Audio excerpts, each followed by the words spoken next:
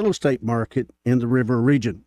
According to industry experts, they predict for 2025, we will have more inventory to choose from for our buyers, more buyers for sellers to show their houses to.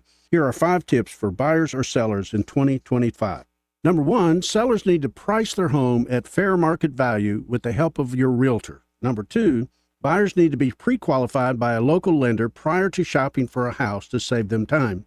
Number 3, use a certified residential specialist or CRS to purchase or sell your home. Less than 2% of realtors nationwide have this designation. You need an expert now. 4, use someone with 48 years of real estate experience to help you with your largest investment.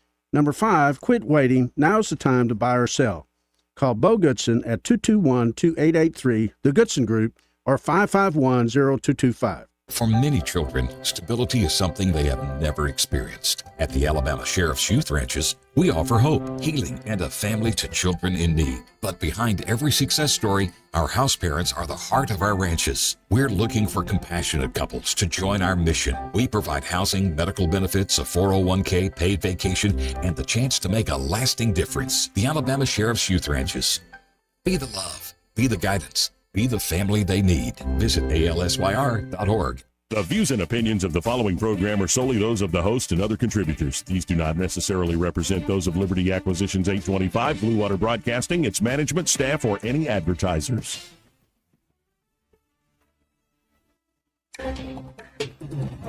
It's time for Montgomery's Conversational Radio Show. It's news and views on News Talk 93.1 FM. To join the conversation, call 272-9228.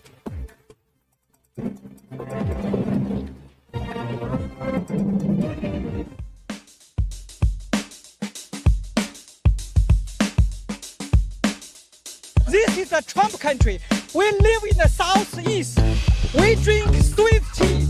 We don't drink socialist Kool-Aid. Joey Clark.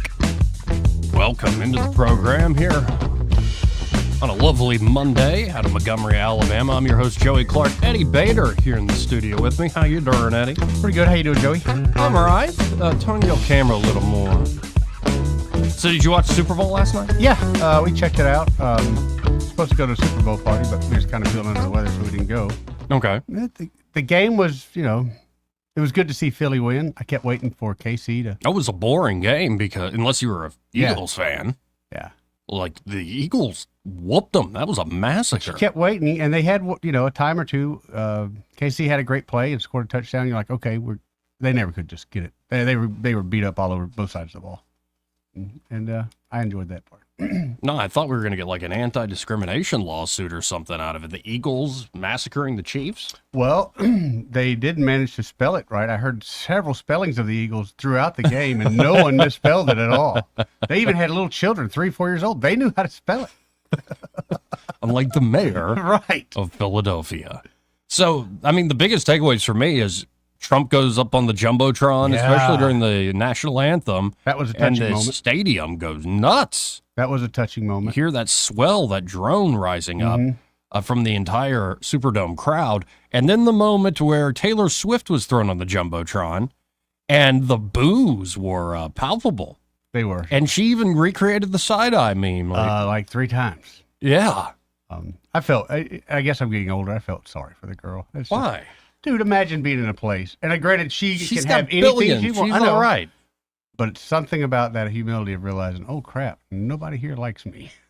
Yeah, well, maybe the times are changing in that regard. And no, there is something about especially the Kelsey aspect of the whole NFL thing, like him walking in, looking like a pimp? Yeah, it was a 70s pimp. Yeah, and it's just like, stop it, man. I genuinely believe Patrick Mahomes is still a champion, still a winner. Yeah. He just got no help last night. He had nothing. He had nothing going. And Jalen Hurts, you Bammers out there, I know y'all are proud. Everybody knows. He knocked it out of the park. He did. He was great. But didn't he get cut by Bama?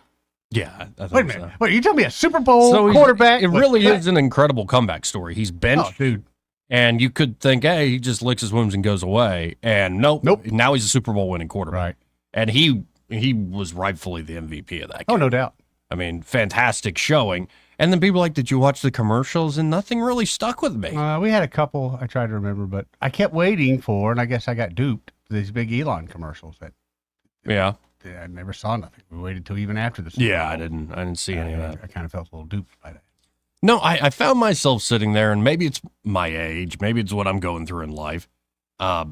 Number one, I'm not used to, this has been happening all year, when I do watch sports with my grandfather, whether it's NBA basketball or college football, NFL games, I'm not used to watching something. It's like, yep, commercial break. Every 2 minutes, man. I'm like, why? This is not, I know we do commercials here in the radio, but we try to have larger segments where you're not constantly being interrupted. And of course, I'm used to, just as you are now, watching everything on YouTube. And I pay for YouTube premium, so I don't have to see all the stupid ads all of a sudden jump up. And like, I'm just not used to this old form of linear television. Wasn't crazy about it. And another thing, Super Bowl Sunday. Everybody feels like hell on Monday and still got to go to work. Why don't we do this on Saturday? I know. Why don't we do this on Saturday? So it could be a big old thing. My guess is there's some tie-in. Well, the hotels and all, we want people to stay an extra day. We get an extra. But come on, man. It's right up there with daylight saving time. Let's just common sense. Common sense. It's Saturday. What did we do Saturday? Waited for the Super Bowl for Sunday. Just do it on Saturday. Now, in the box there for Trump, there are a lot of folks, but of course, Tuberville was I there. saw Tubbs. And I saw Katie. Katie was looking lovely alongside her big, beautiful husband, Wesley. Okay. Wesley, where are you, Wesley? Yes, large man. So he's sitting there next to Tubbs, who is no short guy, by the way. But suddenly Tubbs looked like he was 5'0". I know. I saw that photo. Whoa! And I think the Brit's son there. And that, no, it's a kind of, I was thinking like, man, ain't that something? Can you imagine being a teenager and you get to go sit in the presidential box at the Super Bowl? I believe they caught the flights with the presidential plane back. Air So Force One. Yeah. Imagine that, Joey. That's unreal. That's cool. And then, of course, Megyn Kelly. I mean, it was a who's who of all sorts of different conservative commentators and other stars showing up to the presidential box. And lots of people, especially in the media, were as surprised as you and I that there's been no president ever go to the Super Bowl before. Ever watch the Super Bowl? I know, that seems It's like, shocking. Right. What? That seems, that just seems odd.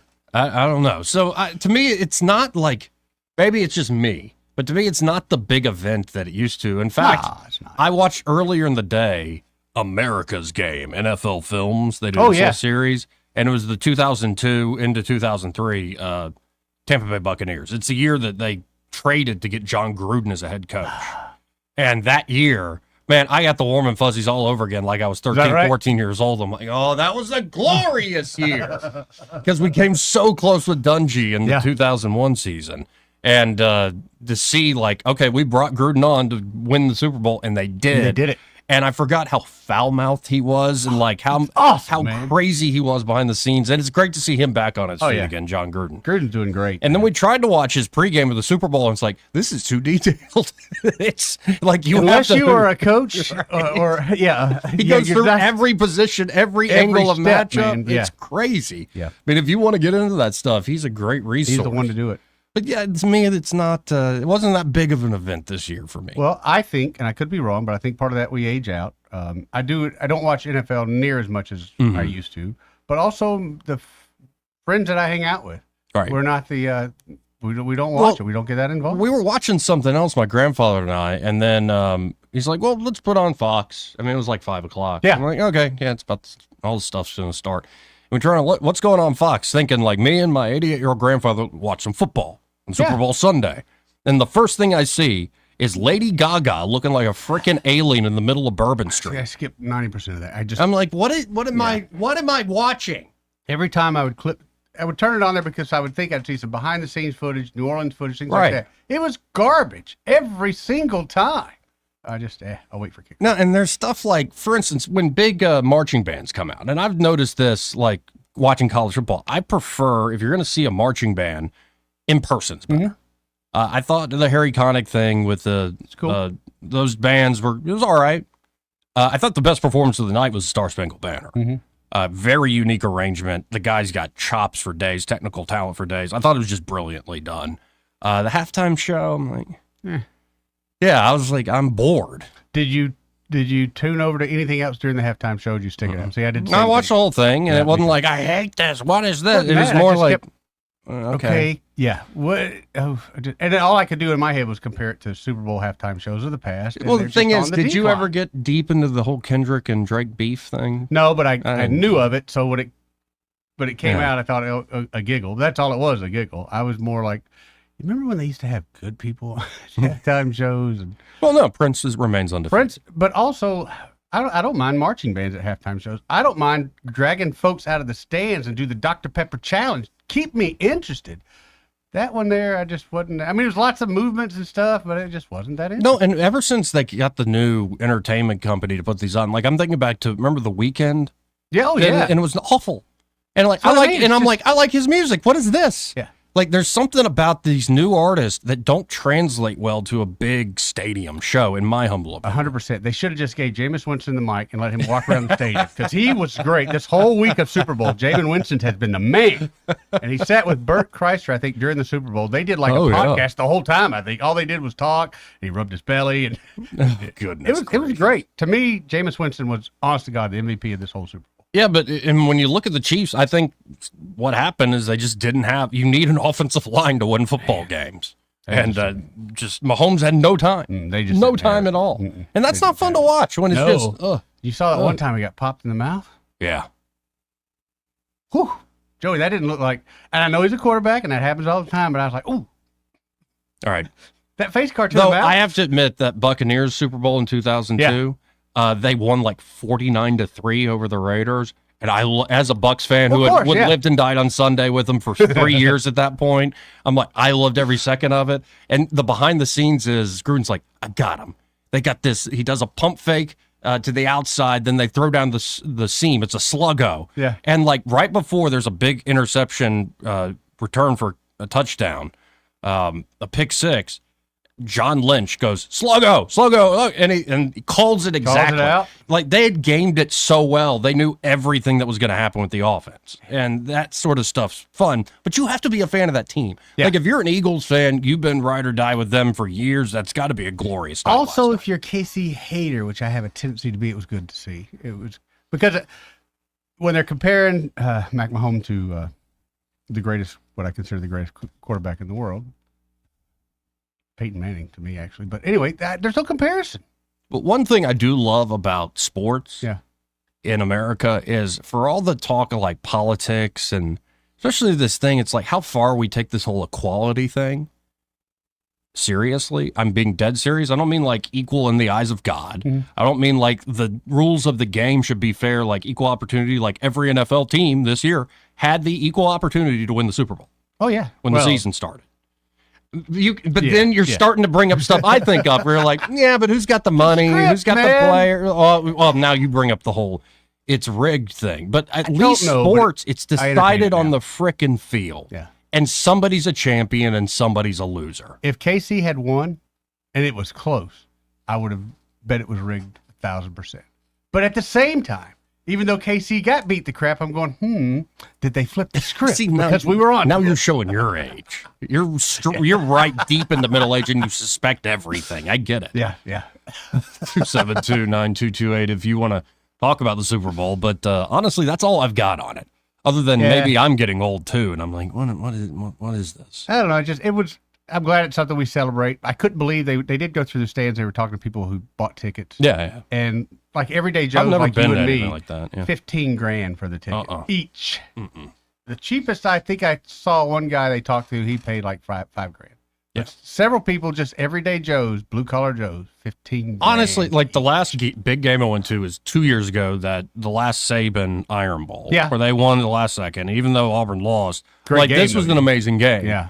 But as soon as we had to like leave, Yeah, I'm like, out. I'm realizing like it's because the club seats we had, nice seats, were up multiple Way of up. those ramps on Jordan Hare, and so you're like, man, I got to get through this crowd of people. Yep.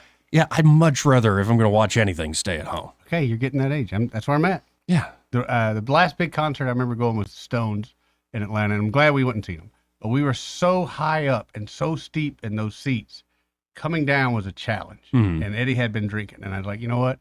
We're gonna start watching this kind of I stuff. don't at know home. if it's an age thing for me though, because even when I'm a student Yeah. at Auburn, my sophomore and junior year, I'm doing the rickshaw before the game. I'm like, I'll catch the second quarter or something. Like I don't care in the same way all you drunk idiots that are giving me money to drive you around a rickshaw care. Have a couple beers, maybe. And you're- no, maybe and it'll I'm not change. knocking you. Like if you love football, like you're a Gruden, I'm glad you love something that much. That's cool. I wish I had that. I don't have that for football. I did when I was a kid. Yeah. But it's gone Well, away you for played some it, and that's another thing too. Is you played it, and it was close to you. Yeah. I get that. I almost became a coach. Yeah. Yeah, I was thinking about it when I was like 13, 14 years old. I was really into the sort of X's and O's of it. And I had great coaches at Catholic who really played into studying tape and all this stuff. And something just pulled me away. Peters out. It happened. Yeah. Just your interest. Wait, Peters we out. still talking about football? Yes. Let's go to line one. You're on there. Who's us? Soldier Boy. Hey, what's Soldier up, Boy. man? Boy, I had the best sports event to go to yesterday. Where'd you go? Let's put it this way, I'm a Gator fan. Who beat the number one team in the nation and spanked their butts in front of their own damn town and family? You know they got the flu, but it's fine. You guys won against Auburn. Congratulations. But the team's got the flu. But whatever. Have you seen our record, man? We're dominant, man. We're badass. Oh, please. What's our record? I don't know, but I know you guys are not as. You're not even in the top 5. I don't believe. I think you're in the top 10. Oh, that doesn't matter. You know why? Because here's what's funny is, how's Auburn, number one, get your butt beat, okay? And they only fell down 2 positions. Florida beats them, and we didn't even move up 1. Because they have the How do flu. you beat a number? Why does that surprise you? You like college football as much as I do. You know, a loss very seldom affects like it should, and a win. Well, then we should.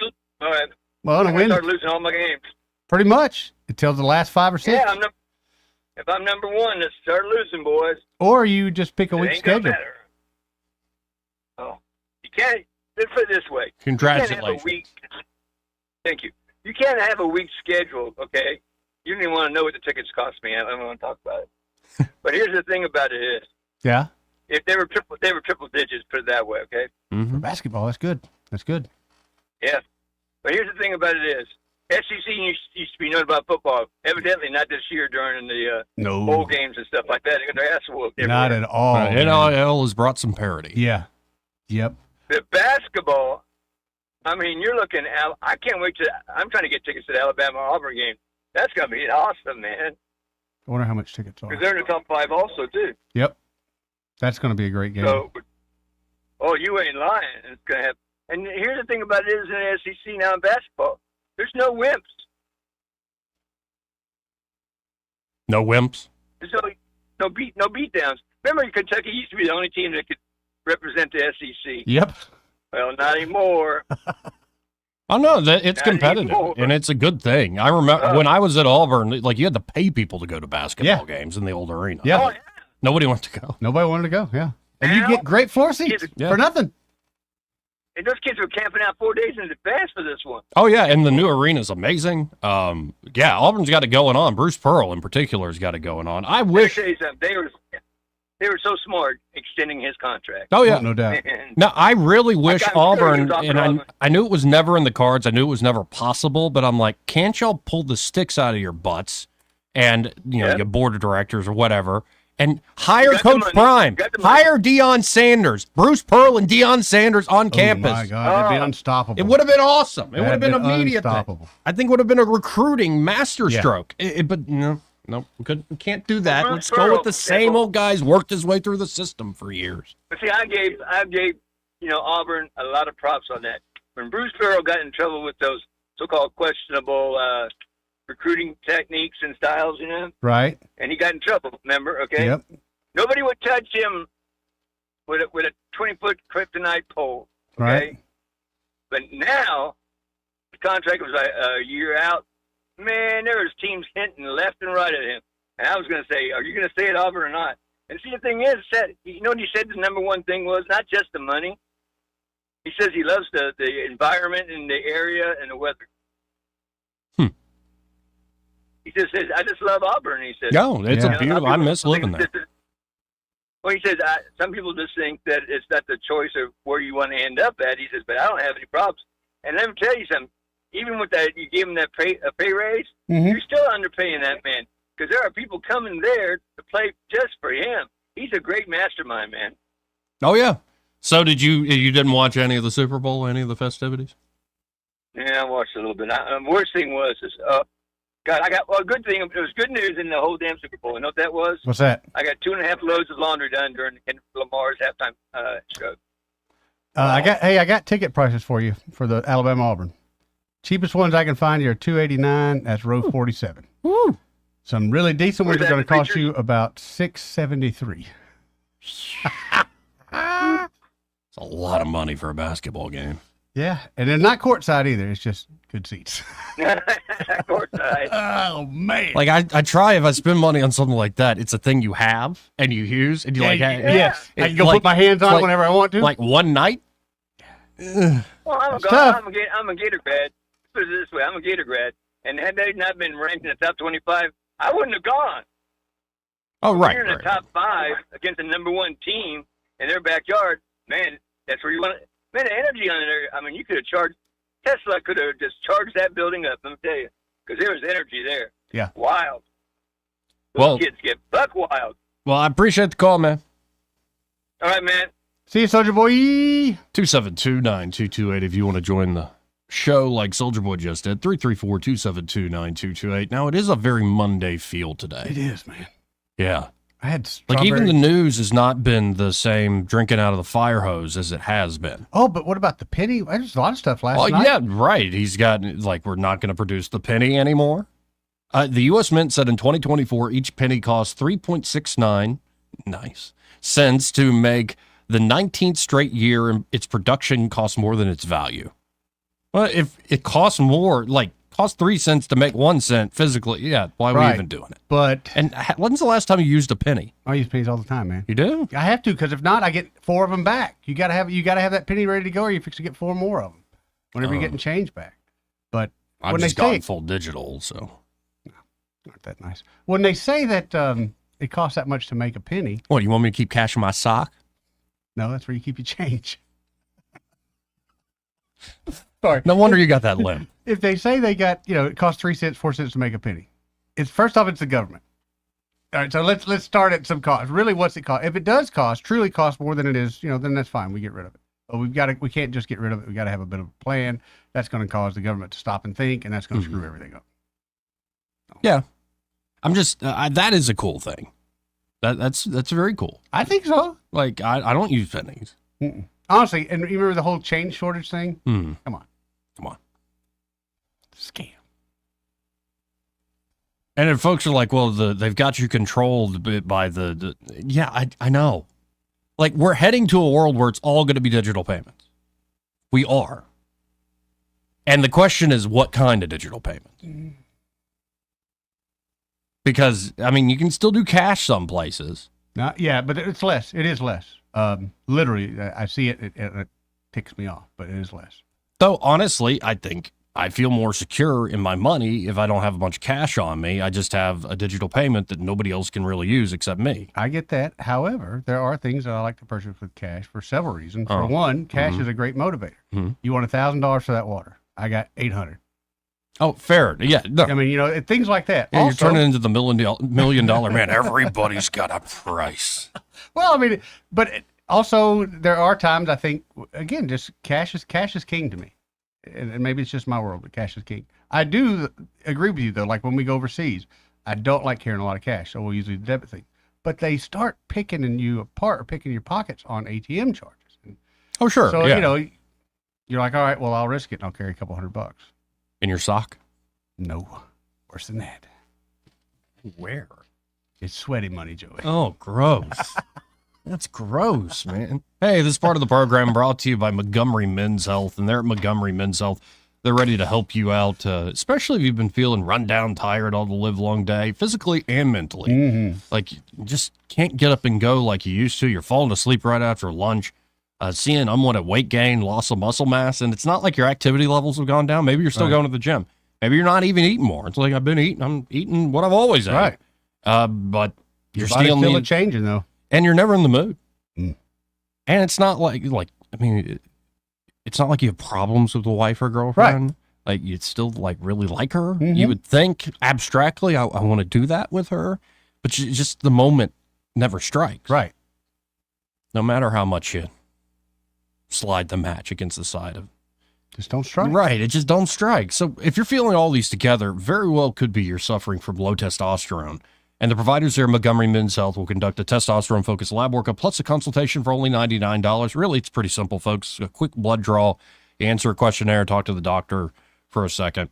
And they have treatments there. If you do have low T, it can truly change men's lives. Men can experience higher energy, better gains in the gym. That's right, brother. Better mental clarity, more improved sleep patterns, a faster metabolism, and you usually even notice an increased libido. That's all right. And you can actually book the same day that you call. That number is 440-3663. That's 440-3663. Or go to MontgomeryMen'sHealth.com to book your appointment today. We'll be right back. He may not know whether he's coming or going, but whether you're going to work or coming home, Greg Budell is there. Mornings, 6 till 9, and afternoons, 3 till 6. Only on News Talk 93.1 FM, WACV. At Guardian Credit Union, we believe that banking should be personal, just like the relationships we build with members. Imagine a place where you're not just a credit score, but a valued part of our community. At Guardian, our dedicated team takes the time to listen, understand, and tailor financial solutions that fit your unique needs. From buying a car to saving for college and even starting a small business, we've got you covered. Come experience the Guardian difference and let's achieve your financial goals together. Guardian Credit Union, where you belong. Federally insured by NCUA. I've just been feeling so sluggish lately. You should try the Metamucil 2-Week Challenge. The Metamucil 2-Week Challenge? Yeah, Metamucil 4-in-1 Fiber helps trap and remove the waste that weighs you down. Start your daily routine now, and in 2 weeks, you could be feeling great. Well, it's been 2 weeks. How you feeling? Lighter and feeling great. If you want to feel lighter by promoting digestive health, sign up to take the 2-week challenge at Metamucil.com. These statements have not been evaluated by the Food and Drug Administration. This product is not intended to diagnose, treat, cure, or prevent any disease. Lowe's knows how to help you get the most out of your store run. That's why members save more with My Lowe's Rewards. Earn points towards My Lowe's money on eligible purchases. Get access to member-only deals and free member gifts. Plus, unlock free standard shipping when you reach Silver Key status. So what are you waiting for? Join for free today. Lowe's. We help. You save. Loyalty program subject to terms and conditions. Details at Lowe's.com/terms. Subject to change. For too long, Alabama's statewide news companies have shamed us for our conservative Christian values. Alabama deserves a news company that cherishes our culture, a company that isn't bought and paid for by the powers that be. 1819 News is that company. Run by Alabamians for Alabamians, 1819 News celebrates what is good and beautiful about our state, while exposing those who work against our values in secret. Just go to 1819news.com to learn more. Subscribe to our newsletter. That's 1819news.com. What's your biggest investment? More than likely, it's your home. So treat it that way when you hire a painting contractor. At PBS Painting, there are no gimmicks, no $99 specials. Just quality painting and someone who treats your home with the same respect that you do. At PBS Painting, we have been painting for years and look forward to many more years to come. With PBS Painting, the job gets prepped properly, whether it's cleaning, scraping, or priming. We always use quality products, which is a must for a quality paint job. So if you're looking for a painter that doesn't need upfront money and is on the job at all times, then please give me a call. Scott Bowers and PBS Painting, 294-5122. That's PBS Painting, 294-5122. Look at some of our work on Facebook at PBS Painting Montgomery. The Rich Thomas Weather Network, brought to you by Montgomery Paint and Body. From little fender benders to total body repair, MPB will fix it good as new, maybe better. For 4 decades, the Turner family has been getting you back on the road. Call 279-7325. Rich Thomas Weather. Well, hi, everybody. Weather changes on the way as a parade of storm systems move through the state. Today, rather warm with a high in the upper 70s. It'll be a breezy day today. Can't rule out some widely scattered showers. Tonight, slow down to about 58. Tomorrow, showers becoming likely during the afternoon hours. Then, showers and thunderstorms likely on Tuesday night. The high temperature on Tuesday will be in the mid-70s. We'll go down to 58 for the overnight low on Tuesday night. More showers and thunderstorms possible on Thursday and not as warm. High temperature up to about 65. From the Blue Water Weather Center, this is Rich Thomas. Budget Floors and More is your low price leader for everything you need for flooring and DIY flooring installation supplies. For the best prices on luxury vinyl plank, carpet, ceramic tile, flooring installation supplies, and more, shop Budget Floors and More, Hunter Lane across from Del Rey to Publix. If it concerns your community, you'll hear about it on News Talk 93.1. News Talk 93.1 FM WACV.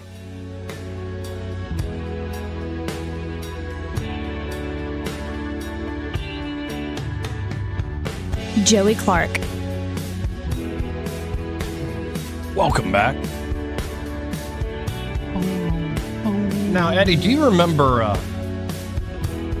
how there's this accusation made by Republicans that FEMA money was going to illegal aliens? Yes, I remember that well. And all sorts of folks were like, this is just another Republican conspiracy theory. I remember that part too. Like your deep state conspiracy theories or your biased media conspiracy theories and all that stuff. It's just conspiracy theory. Remember, just to refresh your memory, folks, October 2024, Karine Jean-Pierre had this to say on behalf of the Biden White House. So, disaster relief, this is a falsehood. Disaster relief funds used on immigrants illegally in the U.S. The fact is, no money is being diverted from response needs. That's the fact. That's the fact. Do you have a correction, Joey? Elon Musk said Monday that his Department of Government Efficiency, DOGE. Love him. I just always think of that cute little dog. He started putting it on there. How can they be so upset about a cute little Shiba Inu? Who knows? But Musk said his DOGE team discovered that FEMA spent nearly $60 million to house illegal immigrants in luxury New York City hotels last week. Okay, so when I see things So it just started now? When I see things like this, can we not get a hold of John Pierre and Kareem Jean there and go, hey, we found this out. Found out you were lying again. I expect them to lie. Like, I expect Caroline Leavitt to lie. I know she says she's not going to lie. Whoever has that job as press secretary, you lying. I'm just saying. Yeah, you're right. You know what I mean? Yeah, you're right. It's not. They call it public relations, but come on, like.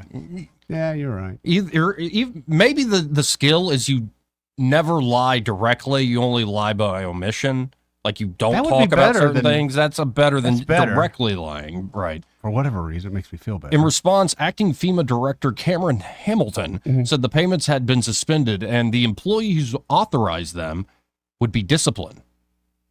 But here's the Musk tweet saying that the DOGE team just discovered that FEMA sent $59 million last week to luxury hotels in New York City to house illegal migrants. Sending this money violates the law and is in gross insubordination to the president's executive order. The money is meant for American disaster relief. So they're already undermining things that he wants, which we kind of knew that was going to come too. But now he's smart enough to kind of see it coming, I think, in the forefront. And Musk went on to say a clawback demand will be made today to recoup those funds. Nice. That's why if the government ever sends you money, move it out of that account immediately. Hamilton, a former Navy SEAL, was appointed by President Trump last month to run FEMA as acting chief. I want to thank the DOGE team for making me aware of this. Effective yesterday, these payments have been suspended from FEMA. Personnel will be held accountable. He also said that Congress should not have passed legislation in 23 and 24 authorizing the agency to facilitate housing programs for illegal immigrants. Hamilton was referring to FEMA administering the Shelter and Services Program for illegal migrants, which has cost more than $1.4 billion since the fall of 2022. But it's amazing what DOGE is finding every which way. Yeah. Oh, heck, what do you see getting the Department of Education? And that's what's coming up next. And the military? In fact, we have Donald Trump sitting down with the man who has no neck, Brett Baier. And, you know, as much as Fox is better than the others, if he had to pick, like, the legacy media, the other cable news outlets, I still honestly could do without them. The only reason I'll ever catch a Fox thing or any of the others is they're interviewing somebody that might be making news. And so that's, I think, all they still have. Their sort of contacts, and they have, you know, very nice production and all this stuff. They don't do a whole lot to keep me wanting to watch it, to be quite honest. And just this question from Brett Baier kind of playing into the narrative going on right now. Let's listen in. This is Trump being asked about Elon Musk. I don't know if it's kickbacks or what's going on, but the people, look, I ran on this, and the people want me to find it. And I've had a great help with Elon Musk, who's been terrific. Bottom line, you say you trust him.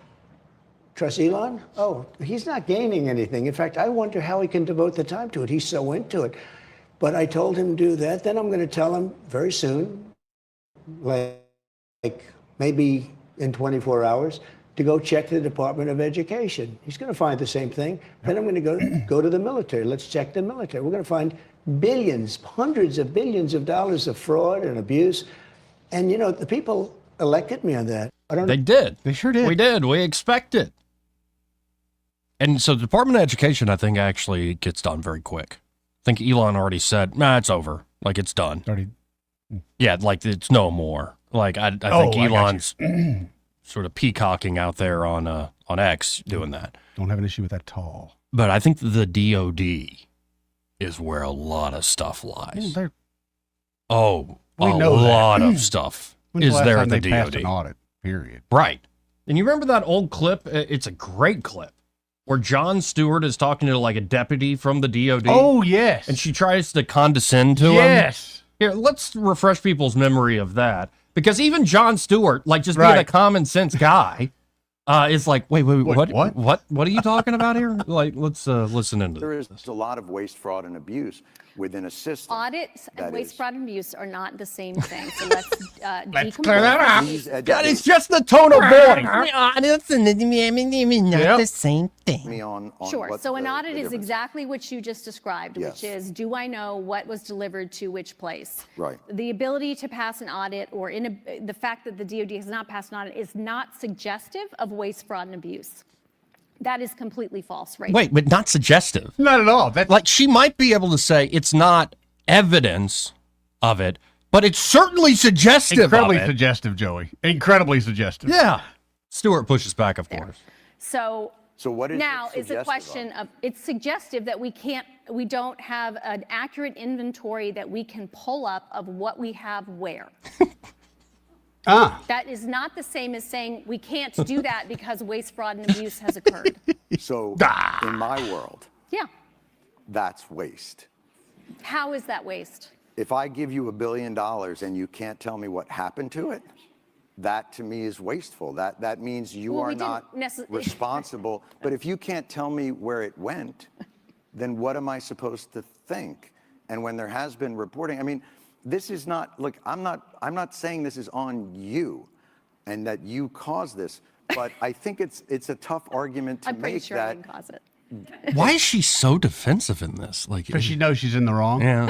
An Getting called out slowly but surely. $850 billion budget to an organization that can't pass an audit and tell you where that money went, like, I think most people would consider that somewhere in the realm of waste, fraud, or abuse, because they would wonder why that money isn't well accounted for.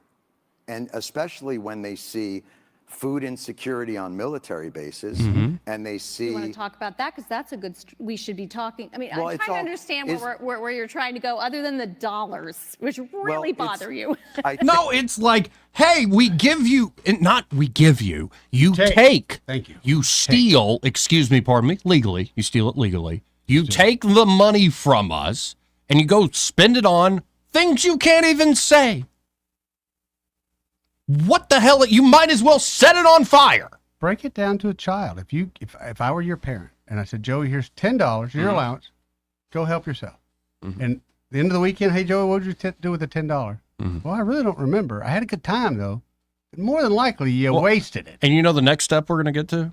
Oh. It's like, Joey, you play me now. Joey, did you spend it on chocolate bars? I don't know. And as I'm looking at you, you got chocolate all over your face. That's the next step we're at now, where it's like, we've done the audit. There were some chocolate involved, but there was $10 other stuff worth? too. No, there was other stuff. Yeah, it's just, well, actually, we need that chocolate in order for, that's where this is going, where it's like, I had a gummy bear stuck in my throat. I needed a melted chocolate to go down my throat to unleash the gummy bear. Right, and it's a good thing I got all the chocolate, because now I have all more energy to go and save the world from all these things. But That's to the be next able step. to defend That is just, or even attempt to. And I think it's beautiful that you have Trump, who nobody can question as some dove, or weak guy. Like, give me a break. Saying, yeah, there's probably immense fraud and abuse and waste, at least. But we all knew that. Yes. We already know it from the one IG that really did his job about Afghanistan. That guy, the special IG. Plus, when is the unveiled a Pentagon? lot. When has the Pentagon ever passed an audit? When has any of these places ever passed an audit? And they just come out saying, yeah, we didn't pass it, but we still need that check. Let's keep rolling. Finally, we got somebody that says, hold on. We're going to see what you're spending the money on. What is so bad about that? Now, of course, a lot of federal judges are saying you can't do these things. I see that. You can't send illegals to Gitmo. You can't deport them out of the country to Gitmo. You can't. The Treasury Secretary can't look into payment systems. Right. That's a load of crap. We all know it. No, soon a district judge, as federal judge, is going to be like, all the president and the cabinet members are ceremonial. They're like the king in England. On paper, he might have power. Paper only, buddy. But that's just the ceremonial aspect of our government. That's for the pomp and circumstance. That's to keep the people dumb and happy that they think they're in charge. We're actually the ones in charge. How dare you question the civil service? And again, it's like, you got chocolate all over your face. We know what you're up to. We've suspected it for years. One thing I'm concerned about is we find a lot of this stuff. And right now I'm looking at a headline at 1819 News. Gary Palmer, thank you, Congressman Palmer. Thank you, Congressman Moore. Our former congressman around here, Barry Moore, our current congressman around here, Gary Palmer, are the only two Alabama U.S. reps to back 2024 measure to strip embattled USAID of funding. Wow. Well, what's our other options, Joey? Who's on the other side, Joey? Adderholt, Rogers, Dale Strong. And I can already anticipate the arguments like, well, USAID does good things that we need. Okay. Allocate that in the State Department's budget or something. This is not working. Or show me the good. And show me the good. And this is what's about to drive me up a wall. The federal judges, I expect, whatever, it'll be appealed, it'll be overturned. Like, a lot of that stuff's going to change. Members of Congress, they're already talking about, well, we might not make our March 14th deadline to come up with a budget. Screw all of you. If that's what you're going to do in this moment, as we have this energy, this passion looking into this stuff right now, no wonder you as a body are some of the most unpopular SOBs in the whole nation, second maybe only to the corporate media. Don't you dare slow walk this. Joey, you don't. You remember Obamacare? Remember we had the chance to get rid of it? Remember the same folks who didn't? Not in the mood. And I'm usually the reasonable one. There are a lot of people not in the mood right now. Don't you dare do the same old crap you've been doing for decades, acting like at the same time, if I kiss Trump's butt enough, people will love me. Nope. I don't care how much you kiss his butt. I don't care how much you say, I'm a great Christian conservative or whatever. I want you to get in line and frickin' know what time it is. Sure. But of course, just a few of them who are elected by nobody. That's just it. In districts they themselves corruptly draw, can hold everything up. Yeah, they become the Dons. But the DOD, man, you start getting a roto-rooter into that thing. Wait. Like my grandfather said, there's stuff when I was in Nam in the 70s, or he was in Thailand, in the theater there, said, it's ridiculous. Like, everybody, I think, who's worked in the military in the past few decades could say, Any kind of large operation like that, you see money just get absolutely wasted. At Hyundai, they bought a $25,000 hummingbird bush that later on just turned out to be a regular bush. Yeah, turns out if you don't hire the guy that can trim it like a hummingbird, it just becomes a regular bush over time. It's just a bush. Anyway. And if that's all Congress was doing, it's like, wait, it's just a bush? Exactly. I wouldn't mind, but we're talking about billions, probably adding up to trillions of dollars. And we're also getting wise that this isn't just, we kind of made a mistake here. And it's obviously corrupt as hell. Yeah. Like, people ask, does hell exist? Yes, here on Earth, especially in Washington, D.C. No doubt. So if all these folks on the take in Congress want to play, okay. Okay. Go play. See how that works out for you in this new age. 272-9228. Let's go to line 1. You're on there. Who's this? Oh, my goodness. What up, Sammy? What's up, man? Hey, y'all. Have enjoying this weather, gentlemen, and enjoying your show. And reason I called earlier, why did I call? I apologize. Oh, no. Oh, my goodness.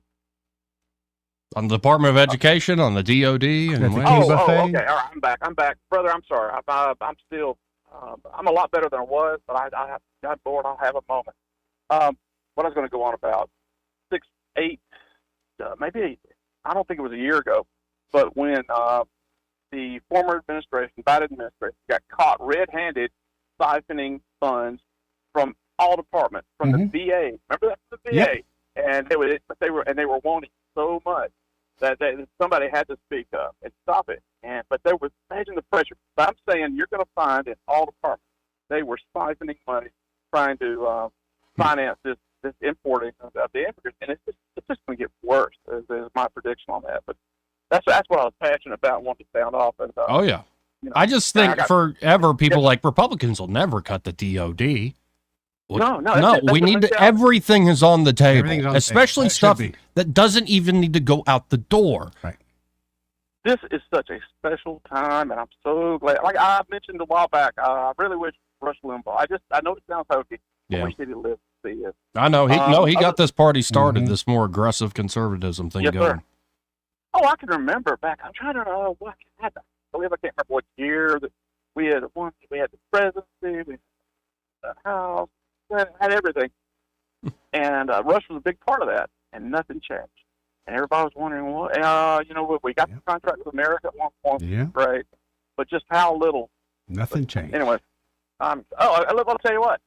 Knickknacks. I like my little knickknacks. I want me one of those DOGE patches. Have you seen it? You get the uniform, the DOGE patch. Got the dog on it. I think it's a great idea. I want one too. Show support. DOGE. Heck yeah. I said, gentlemen, I'm going into a buffet. Haven't done that in months. See you, brother man. Appreciate it, Sam. Let's go to line 3. You're on there. Who's this? Hey, this is John. How you doing? Hey, John. How you doing, bud? Good. Just wanted to address this. I'm an educator, been in it since 1987. And with regard to the Department of Education, here's the biggest problem that I know with it from a helping standpoint. Don't you think that they would be an asset and someone you could go to if you are a teacher or administrator? Yeah, you might think that. I would think so, yeah, certainly. You would, okay. Well, through the years, at various times, I've gone to them for different issues, different kinds. Mm-hmm. And let me tell you what they're good at doing. They're good at telling you that whoever you've reached, it isn't their department. And then they're good at getting you to another department. Yep. And then their best thing is getting you to go on a voicemail, and you never hear from them again. Now, I've done that many, many times, gentlemen, through the years. And when people fussed about the Department of Education, I said, I'm going to see. I'm just going to test this out and see if they actually have any merit or worth to an actual educator, just to see what they'll do. Yeah. And they have never responded. And I started doing that back in the 90s. And I have never had them to resolve anything or even get back to me about anything that I ever requested a single time. Now, you'd think the law of averages that somebody... Right, eventually you get something. Right. You'd get something along the way. Somebody would be a caring soul that would try to get back to a teacher. And they all tell you, if you do get on the phone with them, that they love teaching and they loved education. And I always said, no, you didn't. And they say, I said, no, you didn't. They say, oh, yes, I did. I said, well, why are you there then? Exactly right. I love it. Exactly. I said, I love it, and I'm still in it. Like my kids. I love my kids, and they're still around. Exactly. You know, that's the thing that bothered me the most about it is because they are of no help with anything that I've ever run across as a teacher. Yeah, So and that should tell you something about their value. well, and it's also just from a, I think, administrative point of view, a structural thing. We don't need it. The results have not gotten better since it's been around, and I think there are plenty of talented, smart people at the local level that can serve their communities correctly, including public education or other, school choice stuff. I just find it's a bad idea, and it's time that we get rid of it. We'll see, though. I think we're going to be shocked as they start roto-rooting that, how much is in there. Forward. Yeah, me too. I'm looking forward to that one because there are highly paid people up there that are hiding themselves in Washington. I'll tell you this, too. With our student organization, it has become woke, and it was absolutely required of them to become woke, too. Mm-hmm. We've gotten involved in some things that our organization has nothing to do with, like transgender and different sexual lifestyles, and we have nothing to do with that. Oh, they want you part I of it, didn't though. address it. Yeah, and they wanted mandatory training on it and all of this kind of stuff, and it has nothing to do with our curriculum and what we're doing. Right. Well, So I never- here's how crazy it is. They don't care if you believe it. They just want you to say it. Because if you're forced to say it, it shows who's in charge. Yep. Well, and I agree with that because they want to mandate and legislate everything from up there, and they feel large and powerful when they do that. So that's how they get their jollies, I guess. Well, Because, anyway. I appreciate the call, John. I really do. We'll see what comes out next. Take care, you, sir. John. Let's go to Austin Baranko with Invista Advisors. Hey, Austin, how you doing today? Good Monday, Joey. How are you and Eddie? Pretty good, man. We're surviving. Eddie's looking really patriotic today. I don't know if you've checked out the stream today, but he's got I have. I love that American shirt. American flag. I wish I'd have bought 1,000 of them, man. We could have made some money off these. Everybody Well, if you buy more, pass one my way. We'll do it. Well, I was just thinking for today, like, let's just do a quick 101 of what y'all do there at Invista Advisors if folks are looking for some help with their finances, especially going forward. Yeah, so we are holistic planners. First and foremost, come through the door. Let's understand your financials and build a plan for you, whether that means putting kids through college or retiring or maybe helping aging parents through that late stage of life.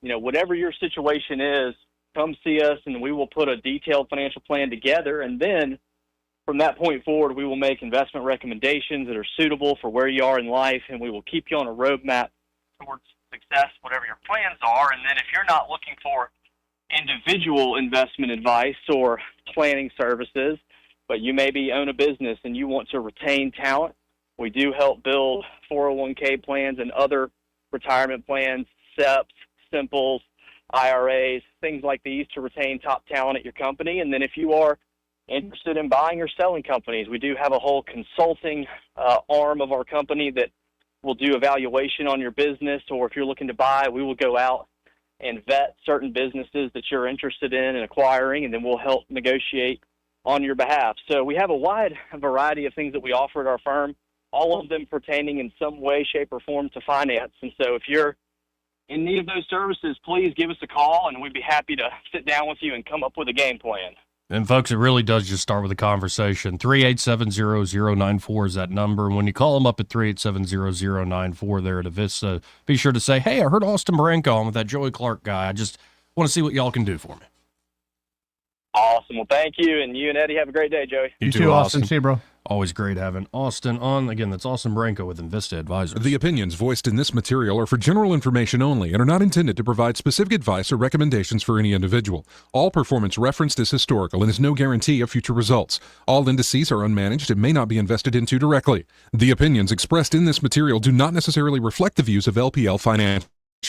Securities offered through LPL Financial, member FINRA SIPC. Investment advice is offered through Invista Advisors, registered investment advisor, and separate entity from LPL Financial. You know what, Eddie? What's that, bro? The supercut dropped over the weekend. Oh, yeah? I don't know if you know what supercut I'm talking about. Well, it's no. a big old mashup montage of a lot of these creatures in the corporate press and corporate media. No, I was looking at doing a big story that came out last week, a story I think that tickled us very much. Oh. Well, I'll just play it. Tickled our fancy? Yeah, because I don't want to forget that feeling we had at the end of last week. Thanks for joining us. We begin tonight with Musk and Big Balls. Big balls. Big Balls. Big Balls, who work for Elon Musk's so-called Department of Government Efficiency, DOGE. In the one case of the Big Balls kid, a literal teenager. Big Balls online, Big Balls here.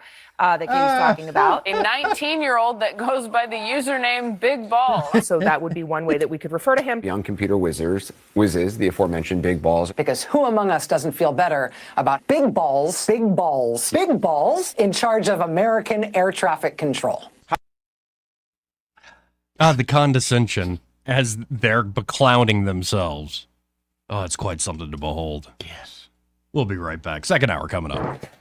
Broadcasting from the Riverside Chevrolet Master Control Center, this is WACV Cusana, News Talk 93.1 FM. When it's Chevy, it's Riverside. With SRN News, I'm John Scott. At least 51 people are dead after their bus plunged off a bridge on the outskirts of Guatemala's capital city, Guatemala City. President Trump has directed the Treasury Department to stop minting new pennies, citing the rising costs of producing the 1-cent coin.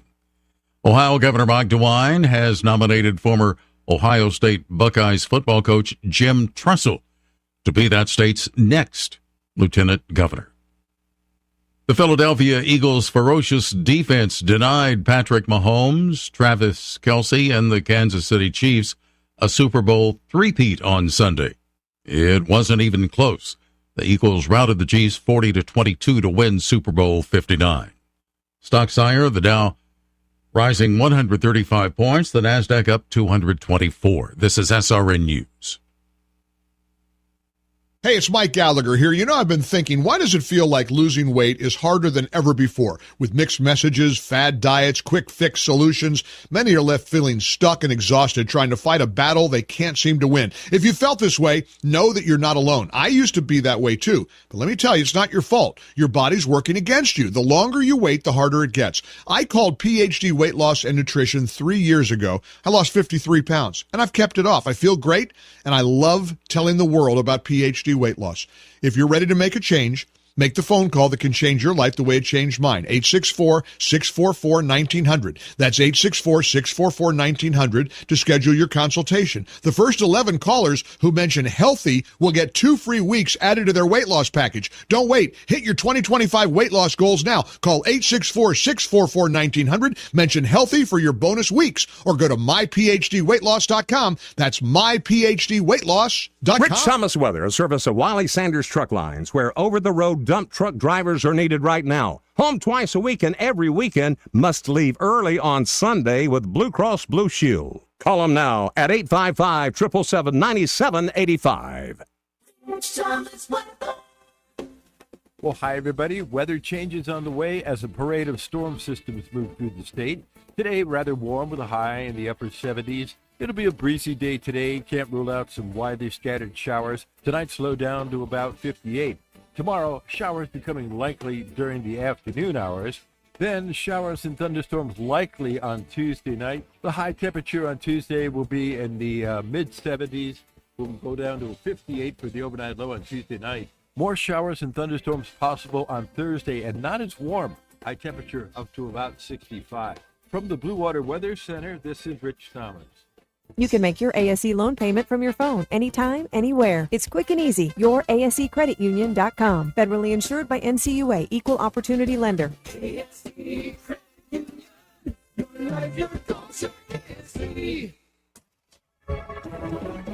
From the Blue Water Broadcasting News Center, these are today's top stories. Montgomery police continue to investigate a shooting on Norman Bridge Road. An unidentified man was shot near Normandale Shopping Center in the 3700 block of Norman Bridge Road Friday afternoon. The man was transported to a nearby hospital in serious condition. Suspect and motive remain unknown.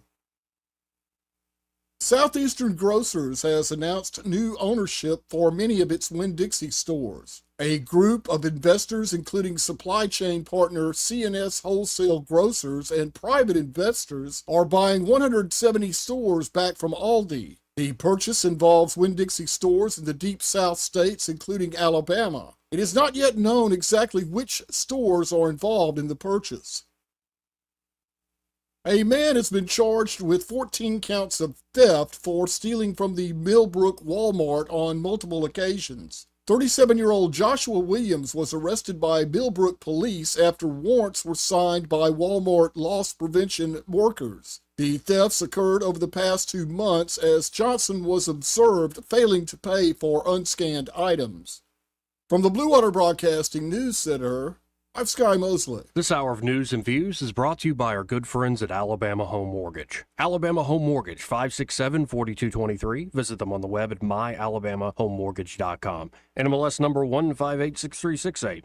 An equal housing lender. Before you buy new floors at a discount store and get them installed by the cousin of a friend who does this kind of thing, consider the better option. Prattville Carpet carries the most reputable brands for selection, style, and quality you can trust. And with their non-transferable lifetime installation warranty, you'll never have to worry about hardwood warping or carpet buckling. Your floors will stay as beautiful as the day they installed them. Hi, I'm Ray Bowles from Prattville Carpet. If you're looking for carpet, hardwood, laminate, vinyl plank, or ceramic tile, call us today for your free measurement. Prattville Carpet, we're more than just carpet. Honey. Yeah? Do you think it's safe using all these extension cords? Oh, yeah, it's fine. Actually, too many extension cords can be dangerous. Call Crosby Electric to add new outlets. Sure is dark in our yard. Good. We'll sleep better. Maybe you will. Crosby Electric does landscaping lighting for beauty and safety, as well as security lighting for peace of mind. Oh, darn. The vacuum cleaner just tripped a breaker. Honey, never vacuum while I'm making popcorn. Tripping breakers can indicate a potential fire hazard. You really should have it checked out by Crosby Electric, serving the river region for almost 50 years. Sweetheart, are you ever afraid that lightning could damage our electrical system? Afraid? Come on. No. Maybe we should call Crosby.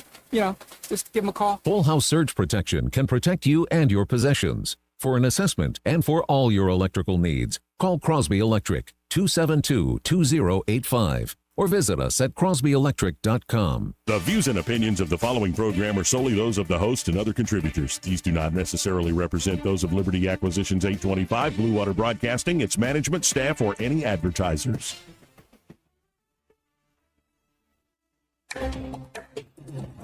It's time for Montgomery's conversational radio show. It's news and views on News Talk 93.1 FM. To join the conversation, call 272-9228.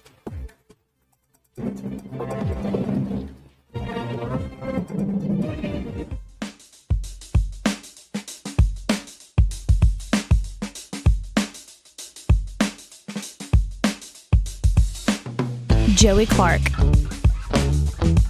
Welcome back. I'm your host, Joey Clark. Eddie Bader here in the studio with me. 272-9228. If you want to get in on the conversation, that's 334-272-9228. And the favorite phrase right now from a lot of Democrats? Yeah? Constitutional crisis.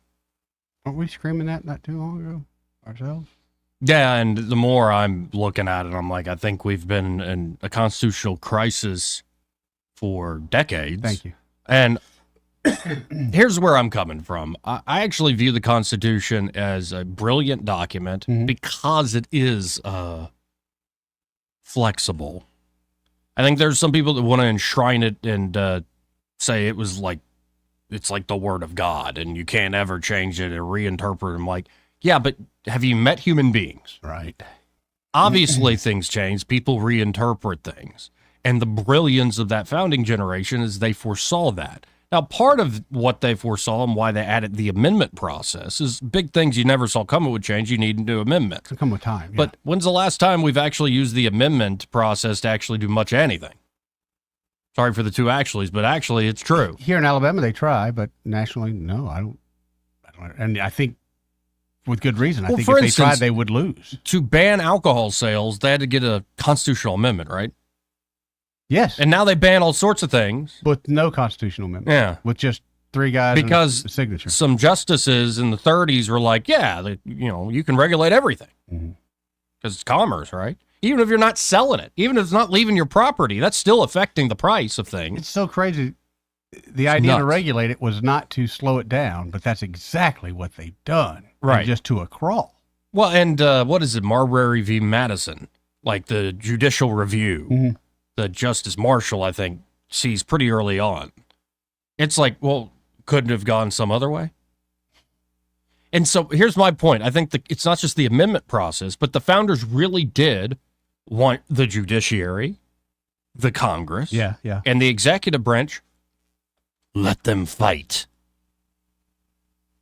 Okay. So you could have, I think, a fully constitutional government where the judiciary is supreme. Yeah. And really the one that holds a lot of the cards. You could have very constitutional government where the Congress is supreme, really holding all the cards. And you could have a constitutional government where the president is very strong. In fact, we've had this in our history a few times. Now, there are very specific things in the Constitution that the president's supposed to do and the Congress is supposed to do and the judiciary is supposed to do. But built into that structure, that tripartite structure, is the idea that they would disagree over what the Constitution means and thus would have to fight over it. I think it's going to be fascinating. And as much as people are yelling, it's a crisis, no. I think when power checks power, that's when liberty and freedom breathe. This idea that the Constitution, because we have all this law behind us, the Supreme Court has decided that it can't change at all. Yeah. Give me a break. It's been changing. Mm-hmm. And you can have your little ideologies all over the place. I think the Constitution allows for a heck of a lot. You know, there are clips around saying that Elon Musk wants people to be king. I don't want a king, but I do want a president that's actually in charge. Yes. I do want a president that, elected by all the people, actually can affect change. Right. Not a president that's sidelined by some no-name that you've never even heard of. So if necessary, take it to the Supreme Court. If necessary, okay, Congress might try to take back some powers and authorities. But this is actually how the system's supposed to work. Now, there are other aspects of our government where this is not how the system's supposed to work. There is that fourth branch of government that is really the de facto government. What do I mean? I mean, we have our elections, we have the ceremony, we have the stuff the Constitution says the republic is laid out in the Constitution. The republic to represent the one, the few, and the many. And those different interests should fight one another. But then we have this fourth branch that really rises up, the Bureau. Yeah. After World War II, gets going a little bit under Woodrow Wilson, but after World War II, the bureaucracy starts to take charge, just like the bureaucracy took charge across most of the world in the 30s. It wasn't just the United States. I think because of technological changes and whatnot, it ended up being like the managerial class will run everything. And in many ways, they did good stuff for a few decades. But things are falling apart, and it's time to examine what the heck the Bureau is doing. And this is the kicker. Again, the founders thought there would be three branches that would compete for power. There would be some play in the joints on how you actually interpret what the law is.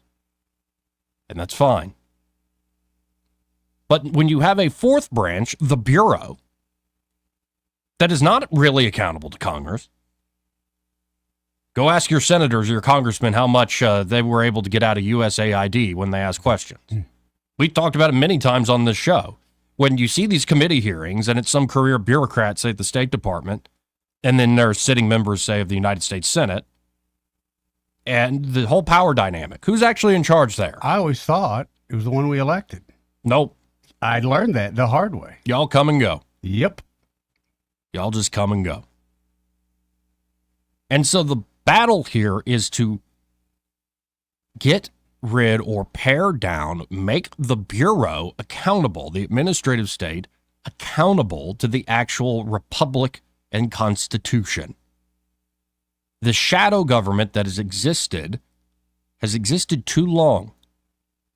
You wonder why we elect a president, whether it's George W. Bush or Barack Obama or even Trump in 2016, you're like, why didn't much change? Especially Obama in 2008. You know all those promises he made about transparency? That went out the window pretty quick, right? I remember very well. Well, at least we have the symbolic thing that somebody who, looks like me when nobody else has ever looked like me in that office. Did that really make your life better? No. But the actual meaty promises, they got so many idealistic young people like me. I didn't even vote for the guy, but I at least thought, well, I mean, he might be onto something. He might be a real change. He wasn't. He was not. Waste of a vote. And so you have to start to wonder, like, okay, it seems like presidents come and go, congressmen come and go, senators come and go. It's almost like the system's been hacked. It's almost like a crab found the shell of the Constitution, goes, ooh, I could burrow in there and live inside there. They've been wearing the Constitution like a skin suit for so long, hiding behind the ceremony that most people believe that you, if you ever took civics class, that you learned in civics class. But our government hasn't operated that way in a while. And so now that you have a duly elected president, who, by the way, is 70%, at some CNN poll, 70% said, yeah, he's keeping his promise. Yep. Like, it's very different this time, I think. But what's fascinating of all this is you see how different the bureaucracy reacts to different presidents. Oh, yeah. Big time. So apparently not all presidents are made equal. No, they're not. We learned that too. And when you see rulings like not even the Treasury Secretary, not even the cabinet level people can look into what the civil service is actually doing, who's in charge then? It's the civil service. Mm-hmm. It's a remarkable time we live in. I'll give you that. The constitutional crisis we face has been ongoing for decades, and it has nothing to do with a strong executive or a strong Congress or a strong judiciary. It has everything to do with a fourth branch that has burrowed into our system and using the checks and balances of the other three branches against themselves has held power for way too long. And held it in unaccountable ways, held it in the shadows. And you know what happens when power hides in the shadows? A lot of nasty, dirty stuff. Yep. How much rot is in there?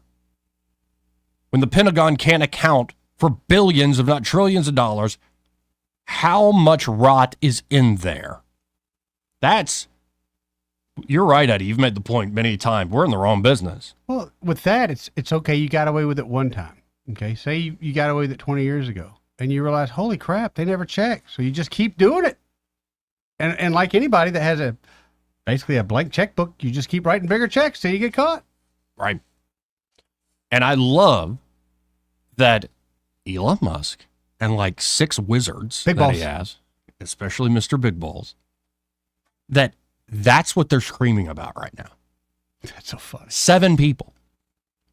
And Vested with the power of a duly elected president, using the latest technology, being hardcore.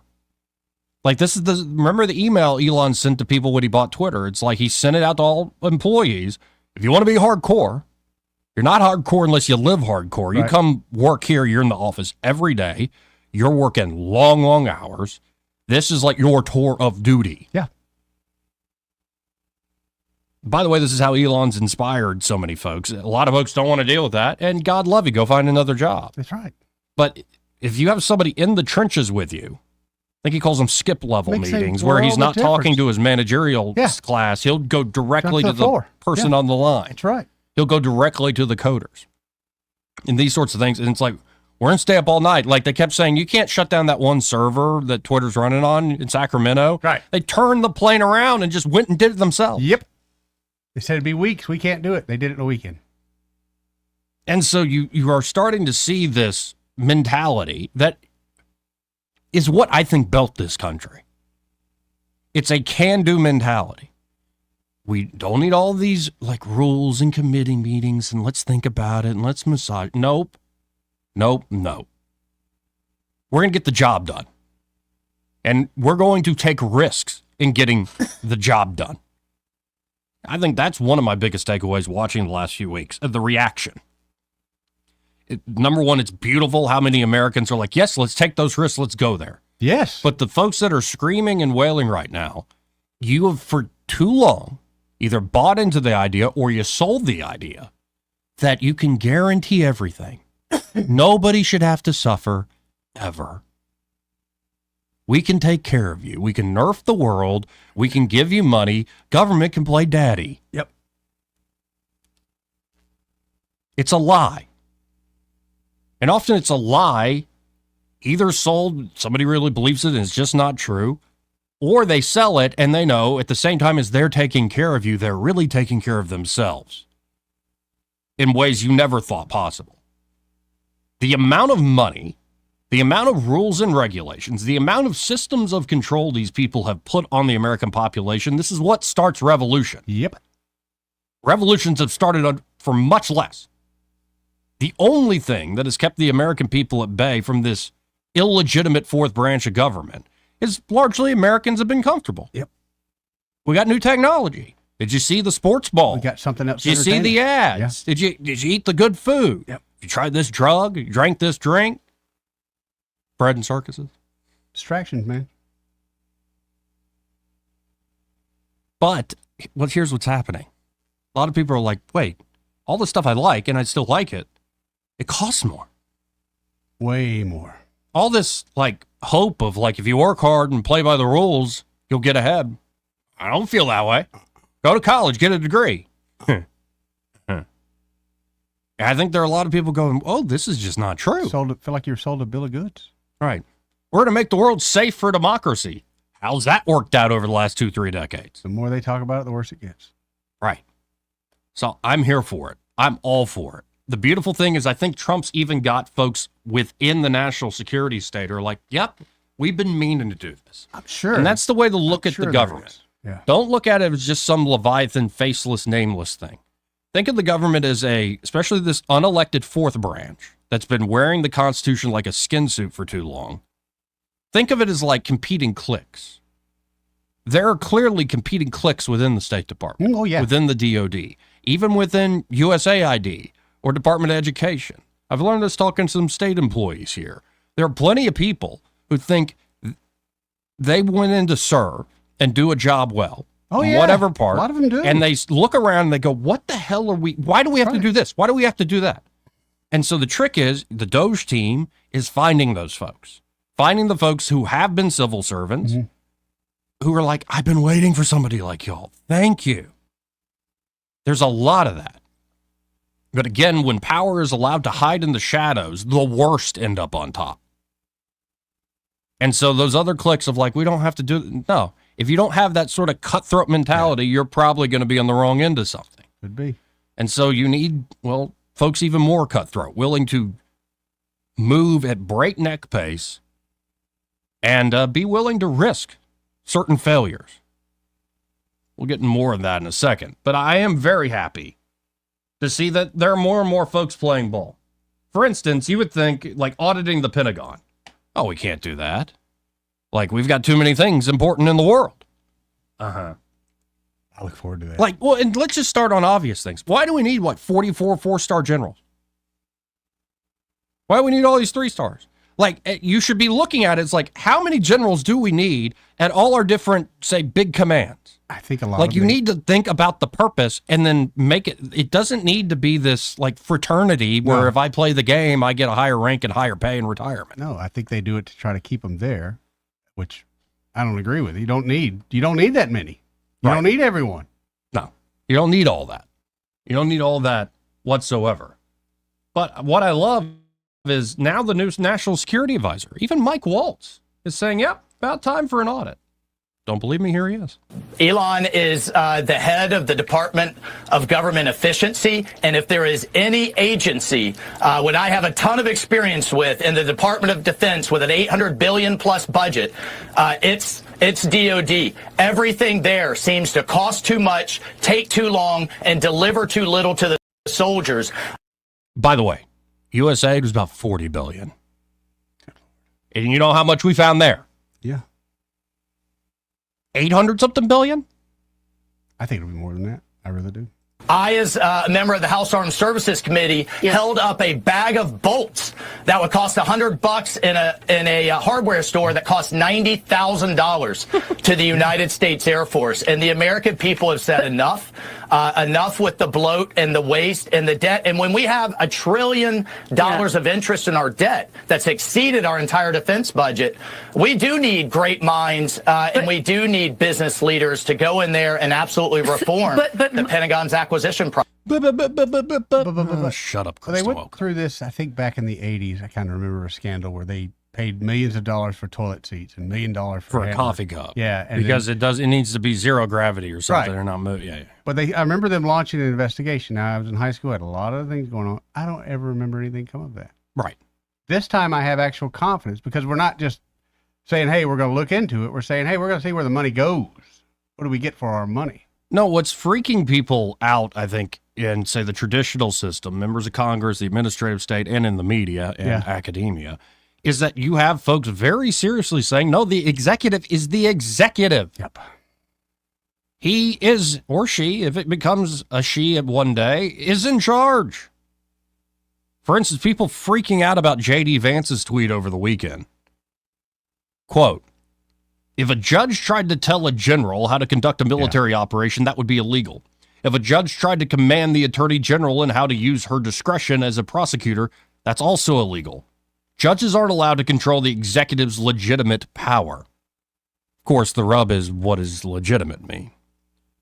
And again, I'm sorry for all you originalists out there. Yes, there's always a fight over interpretation. There can be things that look legitimate and they ain't. It's the one thing the critical race theory folks got right.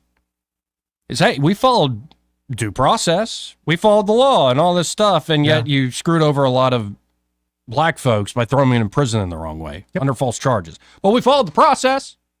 They'll fall back on every time. Yes, there are many things that look official, that look legitimate, that ain't. And that's the difficult part about all this. And it's why power needs to be separated. It's why when power checks power, freedom breathes. Because you figure that out in the process. 272-9228. I love that there are so many folks across the board in this administration ready to go. I was listening to a Q&A with Pete Hegseth. Yeah. Talking just employees of the Pentagon. It was like hundreds of people in this auditorium. He was just taking questions, and he was doing great. And he's very much talking about, yes, and I think it's receptive with a lot of people is the beautiful thing. I'm sure there are folks who are like, well, don't, my job. Yeah. Okay, I'm not saying you're a bad person. I'm saying, what's the line where it's like, you're good at what you do. Oh, thanks, man. I'm good at what I do. That's very nice of you to say. Thing is, what you do shouldn't be done. Shouldn't exist. I'm not saying you're bad. I'm not saying you're even bad at your job. I'm saying your job is not necessary.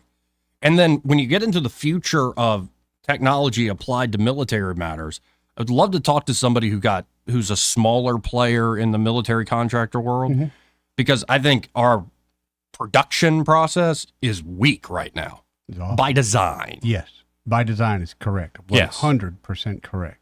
And in particular, there are too many demands up front. You need to let people that know how to create things and cut cost in manufacturing do that. Also, and there's demands on their manufacturing labor. And then there's members of Congress like, don't take that factory from my... Yes. Exactly. That's what I mean. And again, it needs to be a top to bottom review of all this stuff.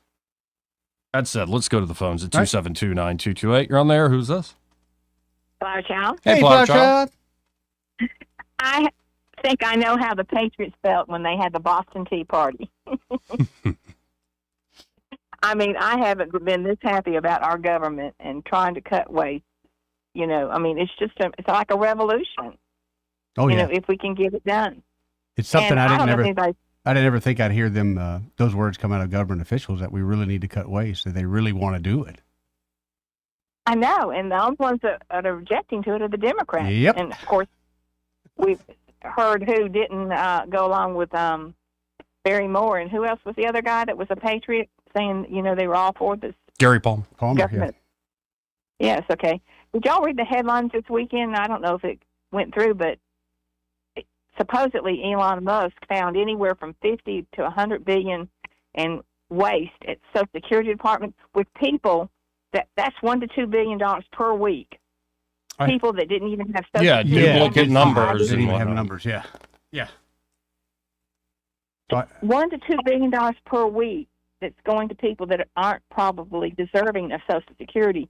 Do you know how much that would help elderly people? Oh, of course.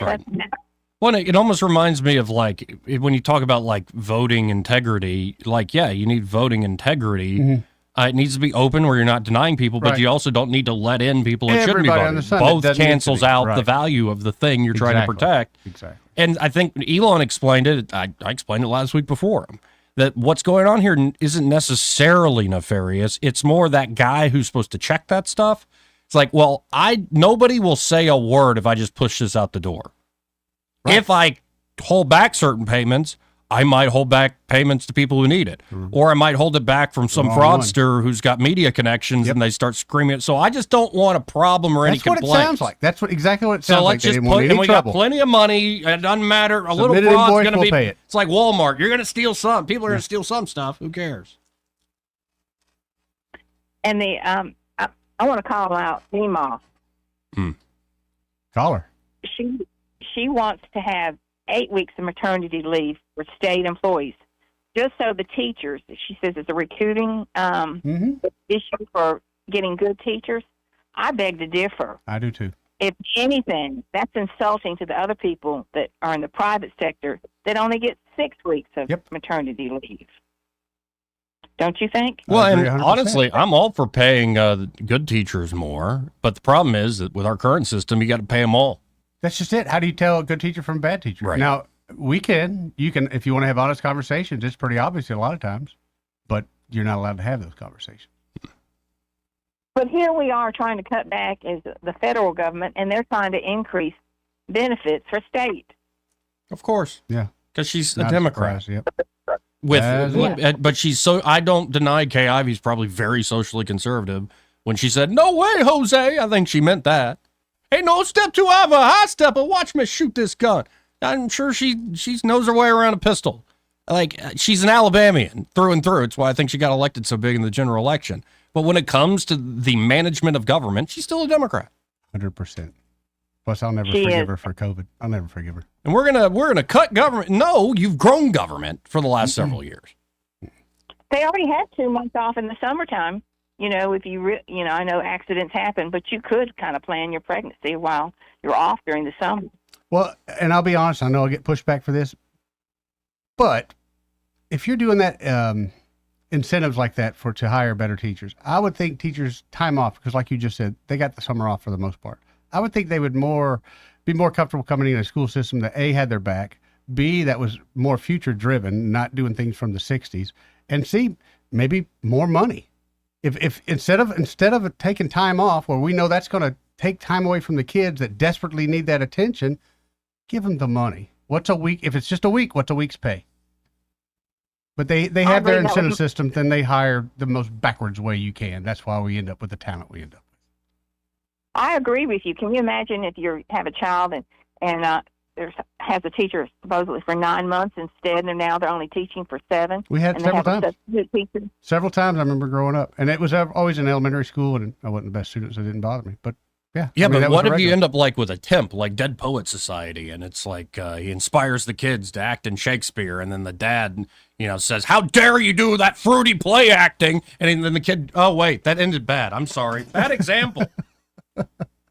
Terrible. And my one typical flower child thing, I had a thought process. Of course, I had a friend that disagreed with me. They said to hang him. But you know that Venezuelan guy that killed Laken Riley? Yes.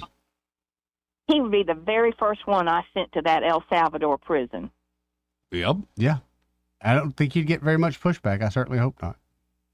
Yeah, I mean, if you want to send a deterrent to these illegal aliens that come over here and then they harm our citizens, they're not going to Gitmo. They're going to El Salvador. And What as I was looking into follow that max security prison, I'm like, this is like a level on GoldenEye 007. Like this is it's kind of otherworldly what they've pulled off there. You see these guys tattooed from head to toe that were the top guys in these gangs, and they have been humbled to stand there in their underwear, their hands behind their back, doing anything that guard even suggests for them to do. And by the way, we're talking about all this money into the Education Trust Fund. Alabama's prisons are hell on earth, as many prisons are in this country.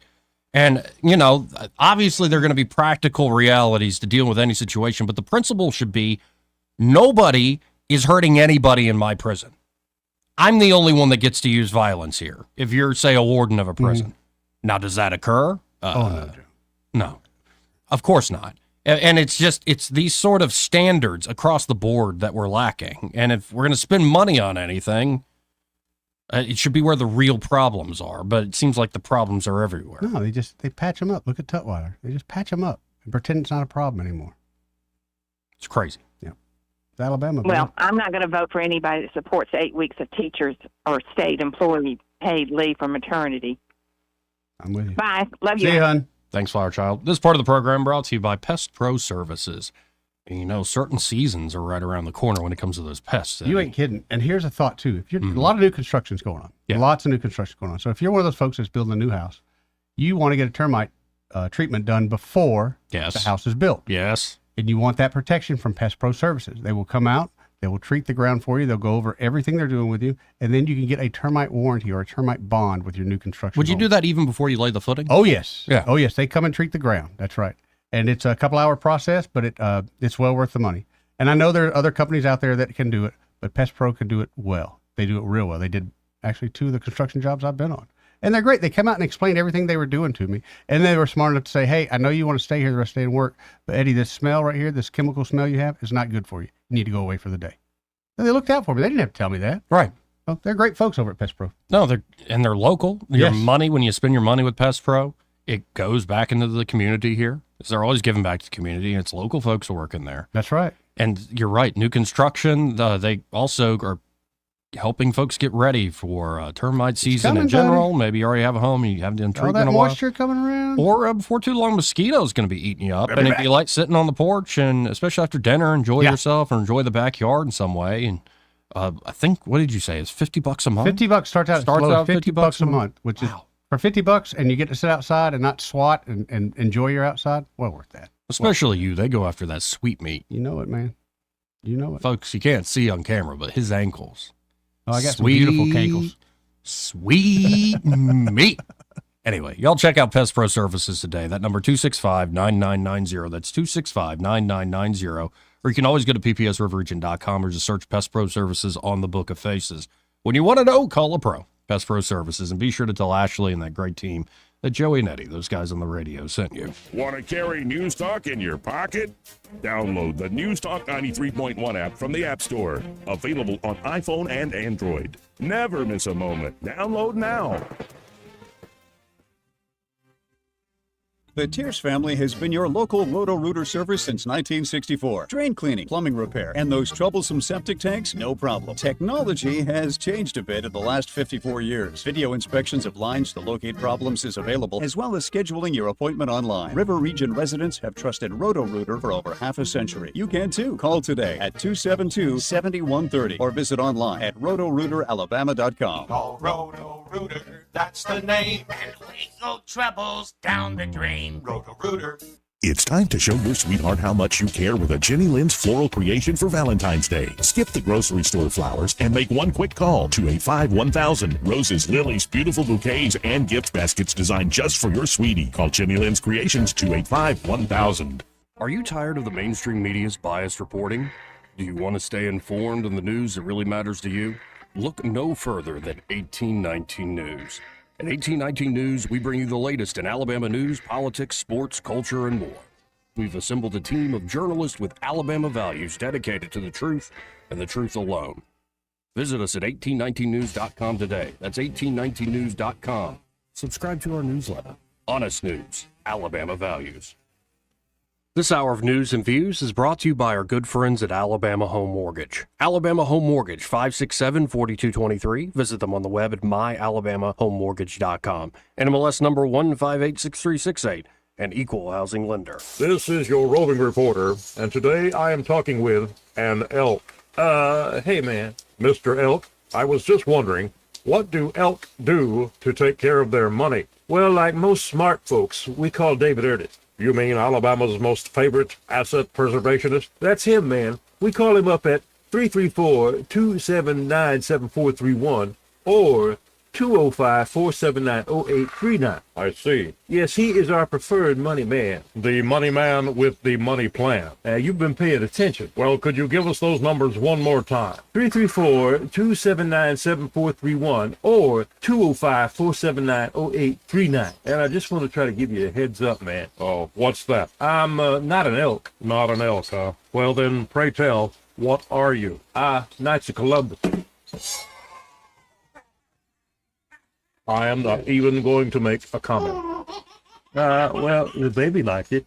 Rich Thomas weather brought to you by the Harriet 2. Love is in the air on the Harriet 2. Bring your special someone to experience romance while cruising the Alabama River. Enjoy dinner while taking in the sights. Dance to the music. Roses and champagne complete your evening. Book your Valentine's cruise at funinmontgomery.com.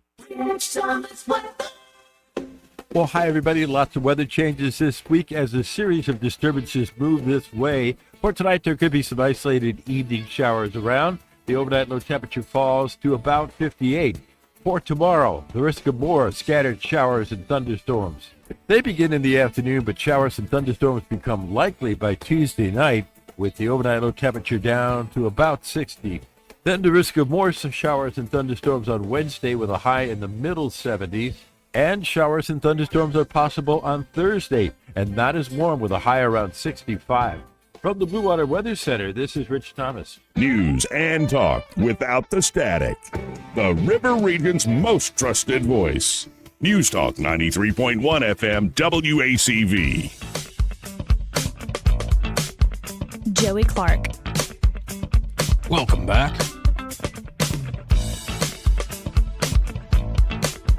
Let's go right to the phones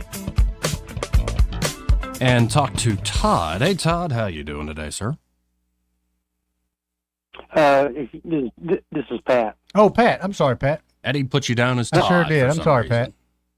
Not a problem. Earlier you were talking about the judges, and that's just one of the things right now that's just irritating the stew out of me. But the thought that I had a couple thoughts, actually. When Biden was ruled against by the Supreme Court on student loans, he just ignored them and kept paying off student loans. Mm-hmm.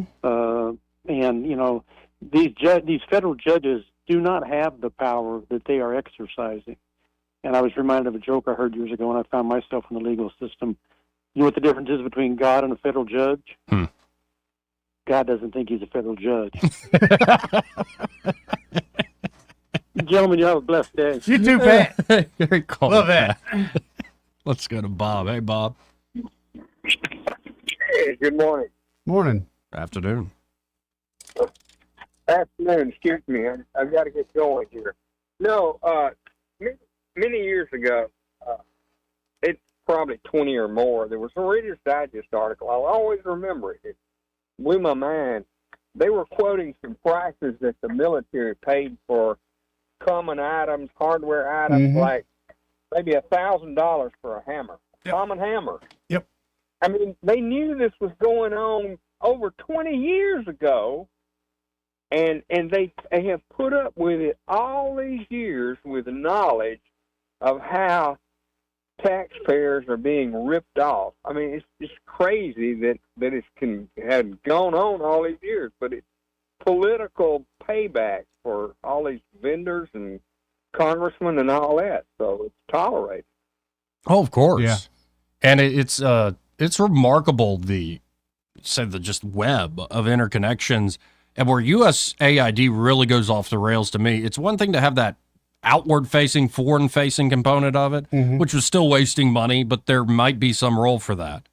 But when it circled back and the means and methods they developed to manipulate people overseas, they were now doing to U.S. citizens. So many countries, too, are glad that USAID is out of their country. Yeah. I couldn't believe how many of them said, thank God, maybe we can get some stuff done here now. Right. And when you see, like, how many domestic media companies, you've got to wonder, there's some pastor in Chattanooga saying, if Elon Musk's stealing your Social Security, that might be a call of time to fight and violence or whatever. I'm like, how much did that pastor get paid?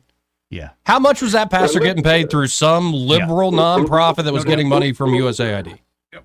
Listen, let me tell you, one of the things standing out, if you listen to all these conversations, is how old the government computer technology is.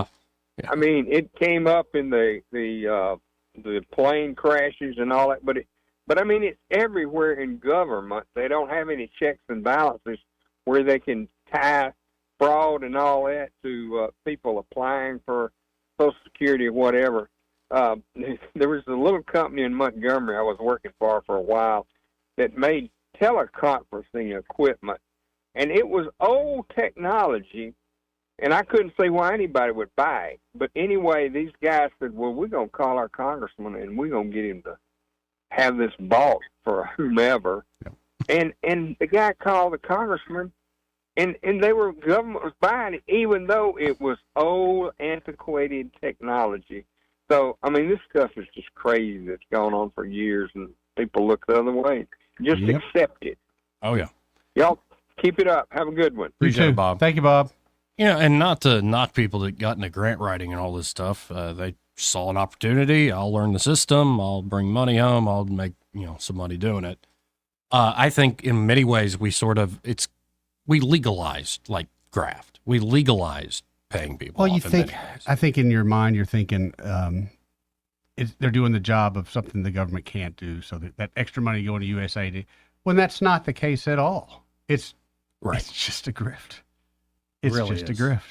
Well, and it's kind of liberating to see, actually, they've just been lying about all this. Like, a lot of this is not organic at all. Mm-hmm. In fact, one of the top advisors for the president, this guy who does give off creepy vibes at times, Stephen Miller. Oh, yeah.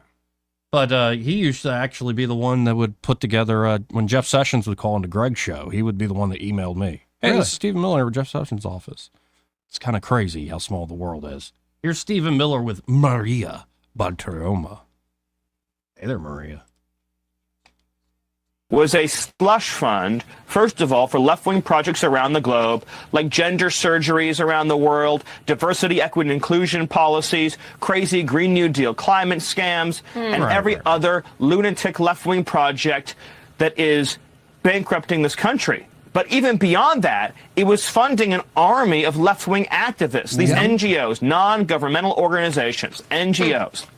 They get billions and billions of dollars, and they use that money to then infiltrate corporate America, to then infiltrate the public sector, to then resettle, for example, at taxpayer expense, millions of illegal aliens into this country, to drive racist equity policies, to drive radical left gender policies. And so what we've learned is that the left's, this mammoth left-wing power structure, plus left-wing media, wasn't organic. It wasn't created naturally. It was funded by taxpayer dollars. And that is why they are screaming and screeching so loud now, is because President Trump is cutting off the slush fund to the organizations that hate and hurt America. Yeah, it's like not cool, man. And leave it to the government. It's like, so what do? I work at a non-governmental organization. So how do y'all get your money? Government gives it to us. We steal it from y'all just like the government does. And this is what I mean by the legalized graft. Like, this system is, and it's kind of genius because it hides behind the humanitarian, like we're hoping the community. And they know we're not going to look now that we're starting to look. But I guarantee you, when they look a little deeper, those bricks, a pallet full of bricks, that was bought with that. The paid protesters, I bet that'll slowly go away. Well, and it's like, well, no, that was paid by this group. It's like, well, where did that group get their money? Okay, where did that group? A lot of it is very fancy accounting. Let's just put it that way. Big Balls is on it, though. Right. You remember the whole pager attack against Hezbollah by the Israelis? How many different shell companies they hide who was actually doing this? Yeah. Yeah, it's the same idea. Yep. And you got to wonder, like, how much, I think Dan Goldman was caught with a bunch of money in some Cayman accounts, this congressman that was part of the Trump impeachment, and then he became a member of Congress for the Democrats from New York. Yeah, all this money just sit. Well, and folks are like, how do these members of Congress with the $100,000 salary, how are they now millions and magnitudes of orders richer? And you start going, huh. Well, Gavin, maybe it's like you gave a speech at some stupid little nonprofit that received a bunch of money from the government. Well, Gavin Newsom makes $224,000 a year, but just bought a $9.8 million house. And you're like, how's this? Oh, it's simple. They steal it from the taxpayer illegally, and they hand it out to their friends through some obscurant web of NGOs and nonprofits. But I guarantee it's kind of like you evil SOBs. They get a chunk back. I guarantee they get a chunk back. Why wouldn't I? It's like Anchorman. You ate a whole wheel of cheese. I'm not even upset. I'm kind of impressed with that. Let's go to line 1. You're on there. Who's this? Yeah, this is Steve. Hey, Steve. Hey, guys. Sounds to me like you're having a great day. Oh, yeah. I just have a quick question, and then I will get off. You, Joey, have, I guess you might say, a direct line to Coach Tuberville. And I listened to him the other day, and he was mentioning that he was part of the Armed Services Committee. Right. Well, I am a military retiree, and I was wondering if you might be able to put a bug in his ear that he might be able to mention to President Trump that it would be a good idea to suspend taxes on military retirees. Certainly. You know, the money that we receive for our time in the service. Because I gave them 21 and a half years, and I'm still paying taxes on it. Right. Yeah, and that I think it's a great idea. In the same way, no tax on Social Security. I think if it's a government retirement fund, same principle. I think it's awesome. Yeah. You know, there again, my wife and I both are receiving Social Security. And so, yeah, I think it's a great idea that we don't have to pay taxes on Social Security, but I would love to see it so that military retirees don't have to pay taxes on their retirement. Well, and to me, it kind of just makes sense from because that retirement's being paid from taxes anyway. Like, why are we doing this accounting thing, this accounting fiction? Like, why are we even going through this, guys? Exactly. Right. Well, it's a good idea. I'll try to throw it up the chain there. I'm not as connected to Tuberville as I might like. I know his comms people. Maybe invite the man out to dinner once in a while, Joey. Become his friend. Oh, sure. Yeah. Come on, it's not that hard. Hey, I would buy the dinner if we did this. Hey, Joey, it's not that hard. I appreciate the call, Steve. Thank you, Steve. Thank you, guys. This part of the program brought to you by Alabama Home Mortgage. In fact, the hour brought to you by Alabama Home Mortgage. And they're at Alabama Home Mortgage. Kim Williams and Madeline Cannon are ready to help you out. It could be you're looking to get debt off your back, credit card debt. Great refinance deal can really work for you. Oh, yeah. Especially if you're like, well, what if I have to refinance at 8, 7, or even 9% or whatever? I'm like, single digits is better than double digits. That's right. Just do the math. And you better believe you're not paying 15% on that credit card. You're paying 24%. You're paying 29%. 29. You're paying maybe even higher than that.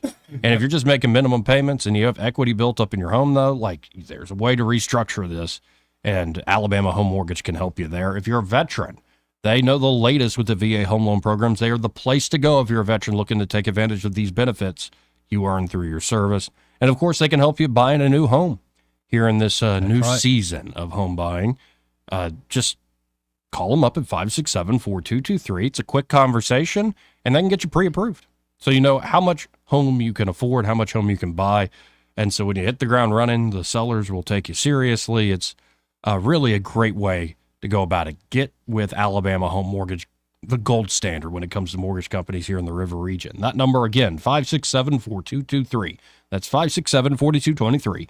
Or you can always apply online at myalabamahomemortgage.com. There is a difference in mortgage companies, like Kim and Madeline proved that to you today. NMLS number 1586368, an equal housing lender. He may not know whether he's coming or going, but whether you're going to work or coming home, Greg Budell is there. Mornings, 6 till 9, and afternoons, 3 till 6. Only on News Talk 93.1 FM, WACV. Now you can add the power of digital advertising to the #1 reach of radio. Let Blue Water's 20 years of local advertising and marketing success show you how. Grow your business with a complete suite of digital solutions, combined with the reach of the most listened to radio group in the River region. Call us or go to BlueWaterBroadcasting.com to find out how we can increase your return on investment. Blue Water Broadcasting, local folks helping local business. For more information, send an email to digital@BlueWaterBroadcasting.com. No one wants to wait on service for an overhead door. With 20 years in the industry, you now have access to the best with All Access Overhead Door. All Access Overhead Doors offers prompt professional service at affordable prices on all service and new garage doors for residential and commercial locations. All Access Overhead Door serves the river region and can take care of whatever you need when it comes to your overhead door. Remember, you have access to the best. All Access Overhead Door. Call and schedule an appointment today. 320-2440. And like them on Facebook. They sell the best and service the rest. This hour of news and views is brought to you by our good friends at Alabama Home Mortgage. Alabama Home Mortgage, 567-4223. Visit them on the web at myalabamahomemortgage.com.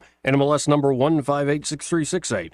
An equal housing lender. The River Region's first and only news talk station on FM. Live, local talk. News Talk 93.1 FM WACV.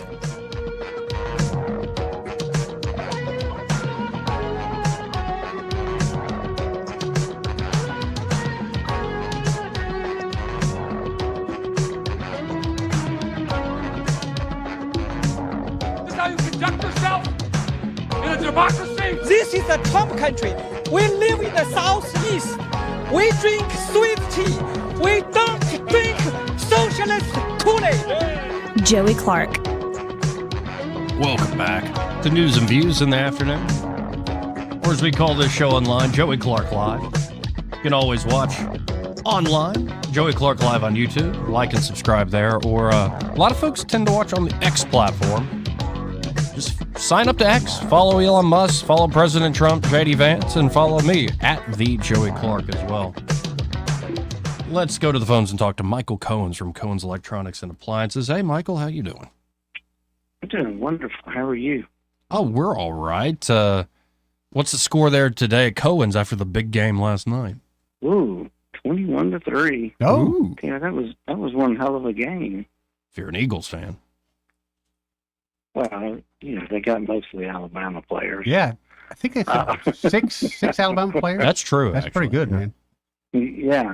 That's pretty good. Yeah, so, they look good, and of course, I think we're all a little tired of Mahomes. Yeah, I'll be honest. Yeah. And Swift. Yes. See, I'm tired of Kelsey. I think Mahomes is still a champion. He just got no help last night. Well, he clearly got no help. Yeah, he couldn't even drop back for a No. second. I mean, they were in his face at the two-step drop. They were there. It's waiting kind on of it. nuts. I mean, where were the refs the whole game? Well, they started off strong.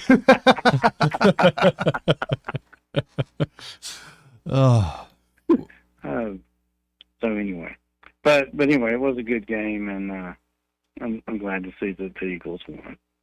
Now, before we know it, we're going to be getting close to where it's nice to like grill out, right? And so y'all still are stocking like all sorts of different options, different ways to go about grilling, right? Yeah. So in today's what we carry today, we've got the Napoleon, which they do a great job if you want a gas grill. We've got the pellet grills made by Traeger. We've also got the Kamado Joes if you want to have a smoker grill. Uses real charcoal. Does a great job, and they've come out with some cool things that they do. It's not just a regular charcoal kind of grill anymore. So so you've got those options, and then to augment that, we also sell some really nice outdoor televisions. Oh yeah. That you could put out there while you are grilling. We've got some nice speakers that, some of which we bury in the yard, and subwoofers buried in the yard. Oh, that's cool. Where you can have sound, but you don't have to see it. And then we've got the traditional speakers that typically mount to your house, and you can connect those up to a nice amplifier and listen to your favorite music at your favorite level. Yeah, get the whole setup going out there. I think it's going to be a fun time. Folks, y'all got to get by Cohen's, see this stuff in person. Of course, you can shop from home, peruse from home there at thinkcohens.com, but you got to stop by 2515 Eastern Boulevard here in Montgomery. They're open 9 to 6 Monday through Friday, 9 to 4 on Saturdays. And be sure to find Michael and be like, hey, I heard you on that radio show with Joey, and Eddie was there that day. That's right. That's right. You narrow it It's down always easier. a special day when Eddie's there. Yes, it is. He's a special kind of guy. Yes, I am. Eddie Haskell. No. Gotta love him. No. All right. Y'all come see us and let us help you make the right choice for whatever your needs are in appliances or electronics. We just want to help you make the right choice. There you go. Appreciate it, Michael. Thank you, Michael. See you, bud. Thank y'all. Take care. Again, that's Michael Cohen with Cohen's Electronics and Appliances. I'm a customer. My dad's a customer. Grandfather's a customer. I know so many folks. They're great. I think I bought 2 TVs here in the last couple of years. I bought 2 TVs, Mhm. but I don't know how many people I've sent over there, washer and dryer, or they'll call me, or I'll be talking to them. Their TV's going out. I'm like, there's a guy in town that's got some great TVs. So yeah, and I tell you what, even with Brenda, who you become friends with this weekend, yeah, she got a washer dryer from him. She did the whole thing online. She never even went in the store. Ooh, everything was taken care of. She's never been so happy as she could be. It was great, man. Absolutely great. Beautiful. I love hearing it. She seems like a wonderful lady. She is the best. She is the best. So we got one more hour left? Yes. How about I make this? it. Let's hit the top of the hour break. And I might have to read my op-ed. Read it, baby. You know, the title of it, it's a little provocative. I hope it's more thoughtful than the title. Elon Musk is probably better than you. Here's why. Broadcasting from the Riverside Chevrolet Master Control Center, this is WACV Cusana, News Talk 93.1 FM. When it's Chevy, it's Riverside. With SRN News, I'm John Scott. President Trump says Elon Musk has been terrific in saving the government money through DOGE, and he'll next focus on the Departments of Education and Defense. J.D. Vance stepping onto the world stage for the first time as U.S. Vice President this week, using a high-profile artificial intelligence summit in France and a gathering of national security leaders in Germany to showcase Donald Trump's more assertive approach to diplomacy. Among those taking part in the two-day summit are heads of state and top government officials. China's tit-for-tat duties on U.S. imports have taken effect just hours after President Trump announced that he wants to slap new duties on all steel and aluminum imports to the U.S. The Dow had 170 points, the NASDAQ adding 223. This is SRN News. Hey everybody, Charlie Kirk here. We're a month into the new year. How is everyone doing with their health goals? I've spent more time on the road than at home this last year. 2 years ago, I decided to take control of my health and choose PhD Weight Loss and Nutrition. I needed a simple plan that fit my hectic lifestyle, then I quickly lost 30 pounds. I learned how to nourish my body while still enjoying food that supports my health. Now I have the energy and mental focus to get through my busy day. PhD can help you too, and they won't let you fail. Give them a call and schedule your weight loss consultation and see if the program is right for you. Call 864-644-1900. That is 864-644-1900.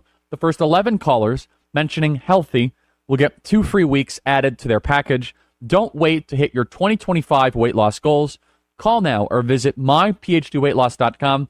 That is myphdweightloss.com. So check it out right now to lose weight. myphdweightloss.com.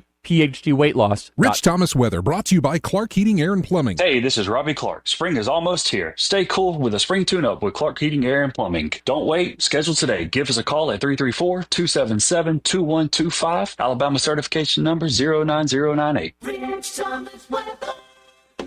Well, hi, everybody. Lots of weather changes this week as a series of disturbances move this way. For tonight, there could be some isolated evening showers around. The overnight low temperature falls to about 58.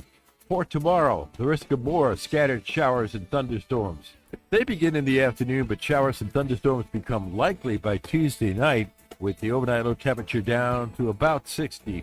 Then the risk of more showers and thunderstorms on Wednesday with a high in the middle 70s. And showers and thunderstorms are possible on Thursday, and not as warm with a high around 65.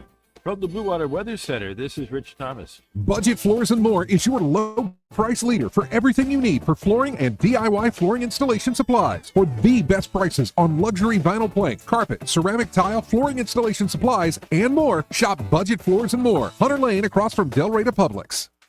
1819 News.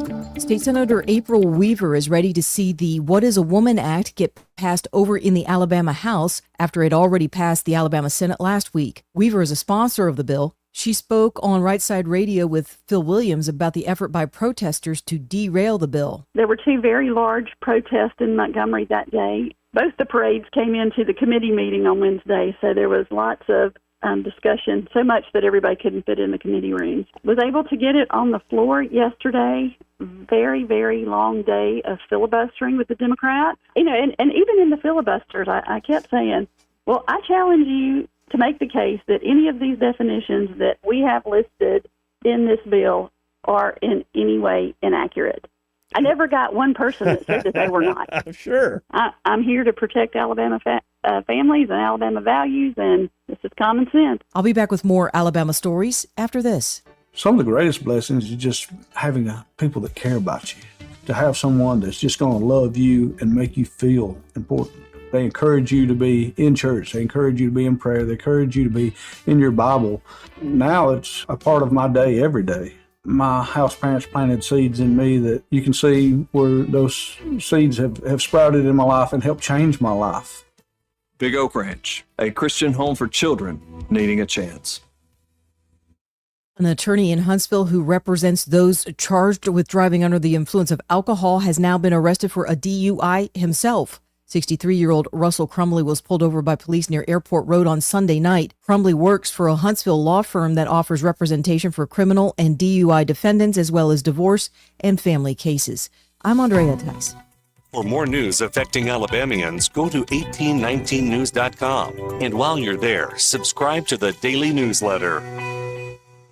This hour of News and Views is brought to you by our good friends at Cole Plumbing, 279-8919. Cole Plumbing is number one in the number two business. You don't have to dig a hole. They have proprietary pipelining technology. Ask them about their tankless water heaters. Remember, when you have trouble with your bowl, call on Cole. Adams Drugs has been committed to the health care of the people of the River region for over 62 years. We value the trust each customer has in our pharmacists, techs, and entire staff. If you have not experienced the difference of Adams Drugs and are not satisfied with the customer service that you get in the big box stores, we invite you to visit any of our locations and see how committed we are to your satisfaction. Adams Drugs offers a variety of services that you will not find in all pharmacies in the River region. Personalized compounding, area-wide delivery, wellness screenings, immunizations, medication consultations, and specialized packaging, just to name a few. Visit us at our website, adamsdrugs.net, and find the location nearest you. Adams Drugs has 12 convenient locations to serve you. Your satisfaction is our number one goal. Adams Drugs is your local Health Mart pharmacy. Health Mart, taking the time to listen and care. The views and opinions of the following program are solely those of the host and other contributors. These do not necessarily represent those of Liberty Acquisitions 825, Blue Water Broadcasting, its management, staff, or any advertisers.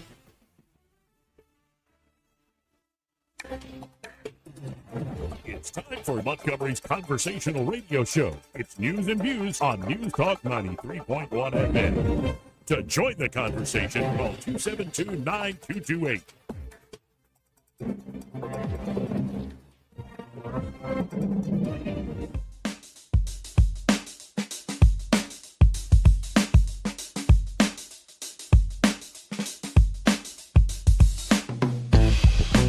Joey Clark.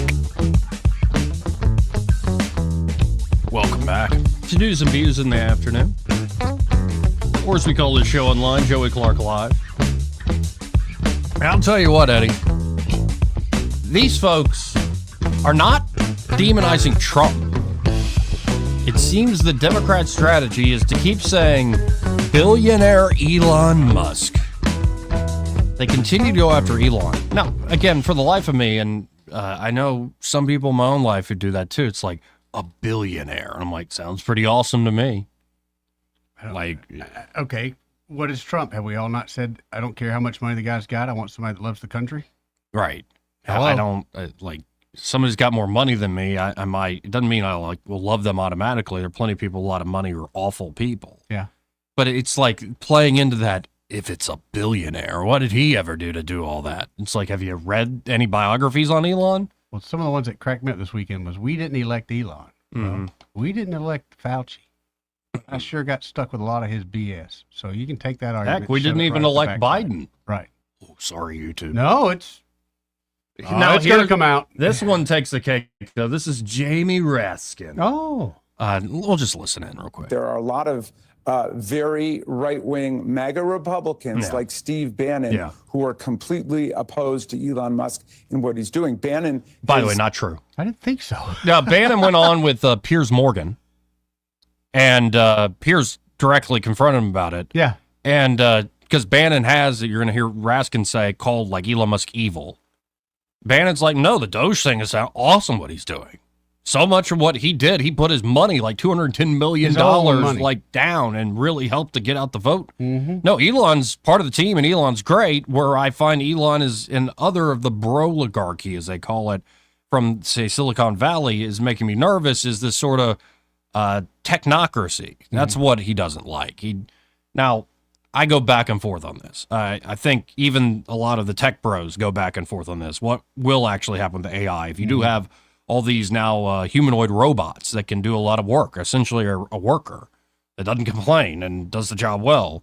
It is a very much a future. If you're thinking like Steve Bannon for the working man, you're like, what are you doing with all this? The chipping of the brain, the Neuralink stuff. There's a lot making these populists nervous. That one there makes me a little uncomfortable just because I don't know everything about it. But you see how Jamie Raskin uses that one aspect of critique him, saying he's against all of what he's doing. Nope, he loves Doge. I could pull up that clip and don't have time. Let's keep listening. It called him a truly evil person. And Laura Loomer has warned of what they're trying to do in terms of creating a techno-state monarch in the new century. Obviously, Elon Musk has much bigger plans than Donald Trump, who, we know just wants to become the richest person in the world and get all the attention. But Elon Musk would really like to completely overthrow our system of government and move us into some kind of techno monarchy under the geniuses of Silicon Valley. That was a lie right there when he said Trump wanted to become the richest man in the world. If that were the case, he would not have ran for president once or twice. Right. And he wouldn't be surrounding him with a bunch of billionaires a lot richer than him. Yeah. And so Elon wants a techno monarchy. Don't tempt me, Raskin. I like it better than your ass. But I don't want a king. What I want is a strong president. Right. What is wrong with that? And someone like with Trump, he knows in 4 years he's done. Right. So what is wrong with him? It's not like he's saying, hey, I'm going to be king forever. But I just kept hearing about all this. It's interesting how their line of attack is not Trump right now. It's like Elon. Elon's evil. Elon. And it reminded me of a famous quote from The Fountainhead by Ayn Rand, which might be a little polarizing for some of you. Okay. Get over it. Thousands of years ago, this is the quote, thousands of years ago, the first man discovered how to make fire. He was probably burnt at the stake he taught his brothers to light. Yeah. But he left them a gift they had not conceived, and he lifted darkness from the face of the earth. Excuse me for saying it. Maybe I'm mistaken. But Elon Musk is probably better than you. Not on account of his wealth, not on account of his race, not on account of his religious beliefs, his political affiliations, his childish wit, his 12 children, his 6 companies, nor the ceaseless storm of his high IQ mind. Not even Elon's accomplishments can necessarily account for his elevated rank. No, I suspect the seed of Musk's success and status is his willingness to fail while braving darkness. Sometimes it feels like he and others that are building things in this world successfully are basically confidently exploring a dark room.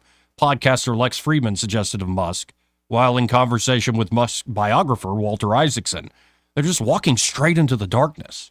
In response, Walter Isaacson had this to say. There are a couple of things that are required for that. One is being adventurous. One doesn't enter a dark room without a flashlight and a map unless you're a risk taker, unless you're adventurous. The second is to have iterative brain cycles where you can process information and do a feedback loop and make it work.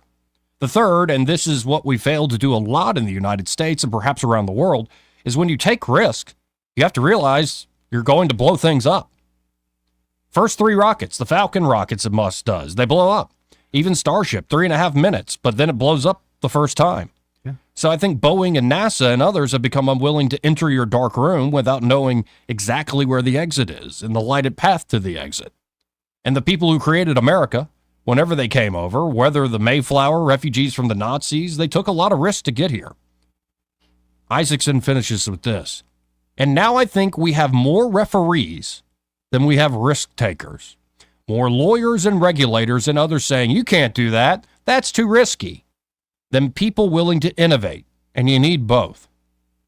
Indeed, society seems to need both risk takers and referees, yet Musk's short venture into the darkness of Washington, D.C. has already shed light on the lunacy of a supposedly free world run by too many naysayers, rule makers, and liberal Lilliputians.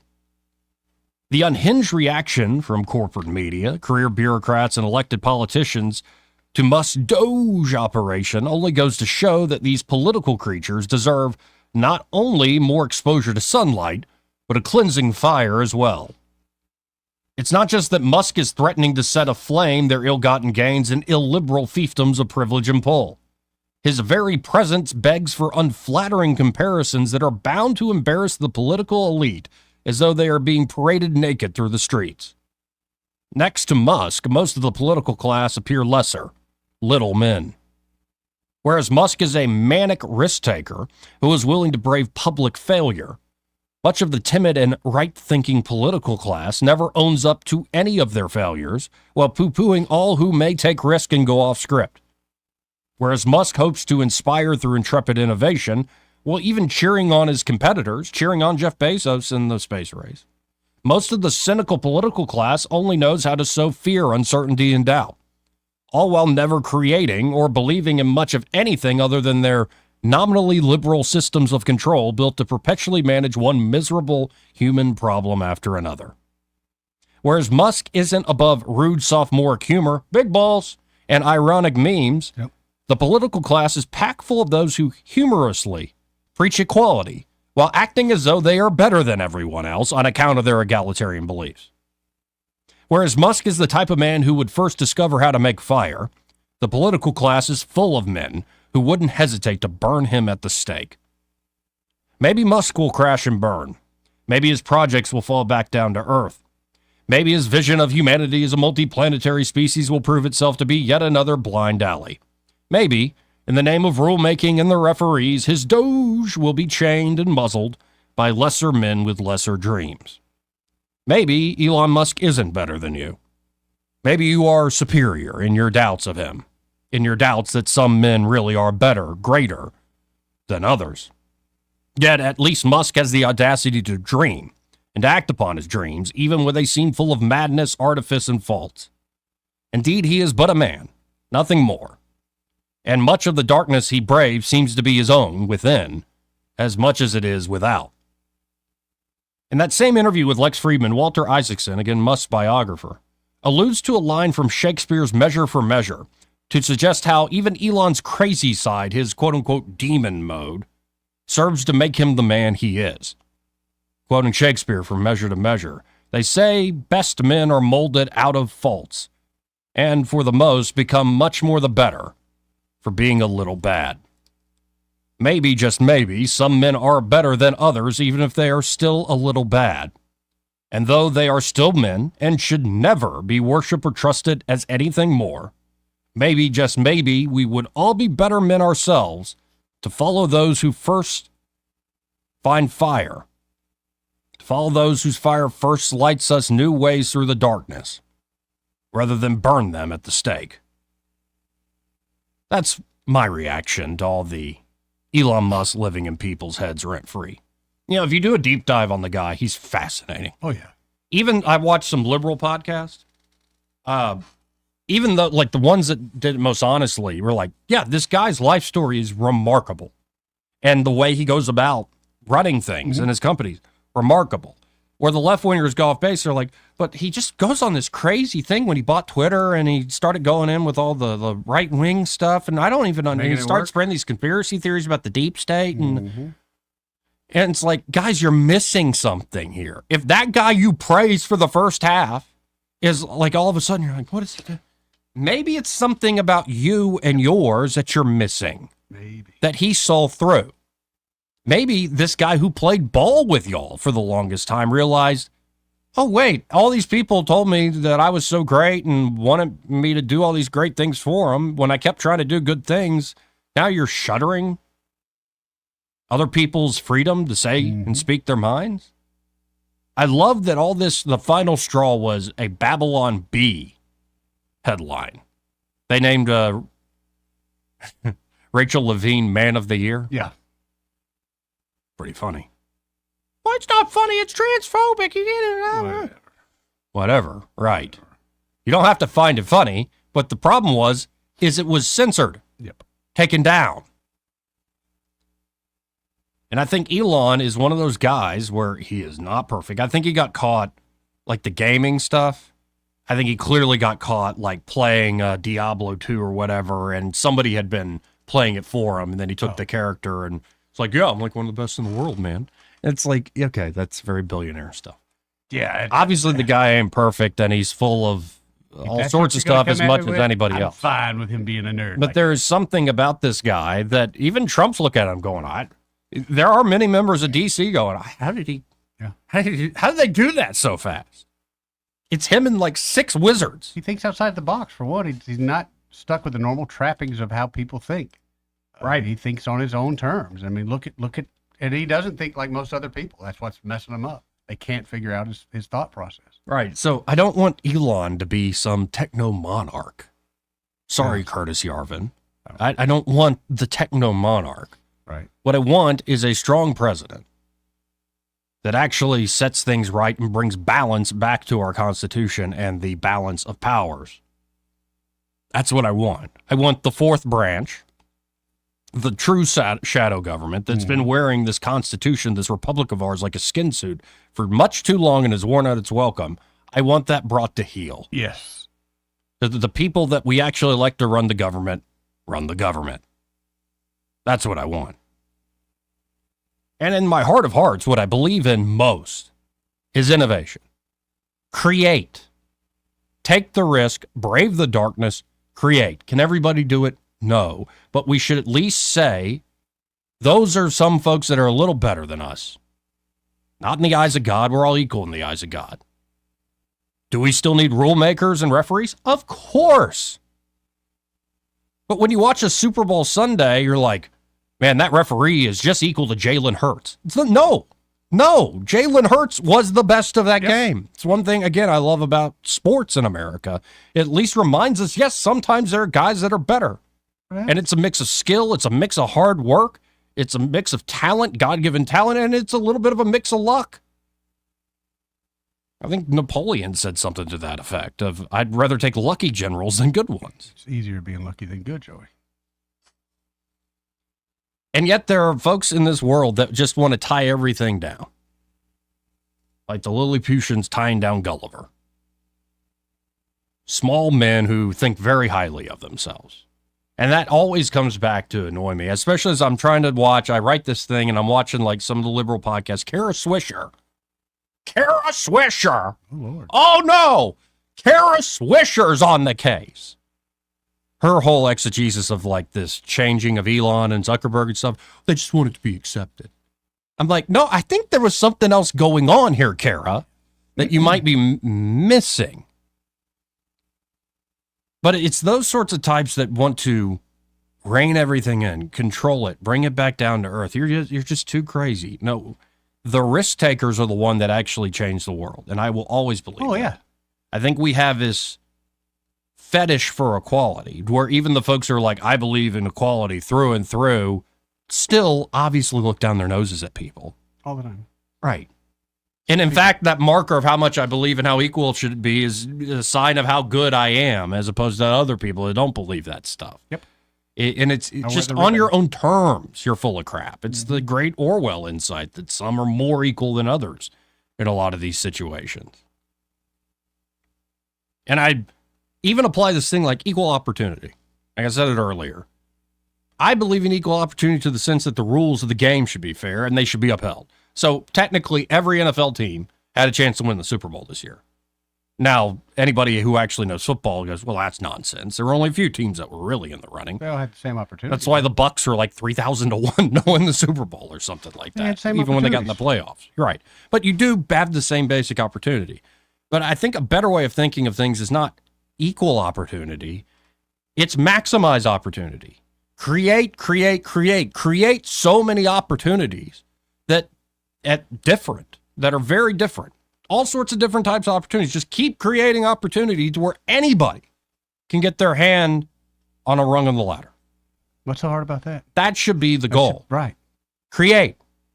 Don't separate up the pie. Lift up. Don't control folks. Oh, you're moving too fast. I believe in freedom because I think there are certain people, certain men and women, who rise up and above the normal, and they should be free. And the only way to guarantee their freedom is to guarantee freedom for everyone. Yeah.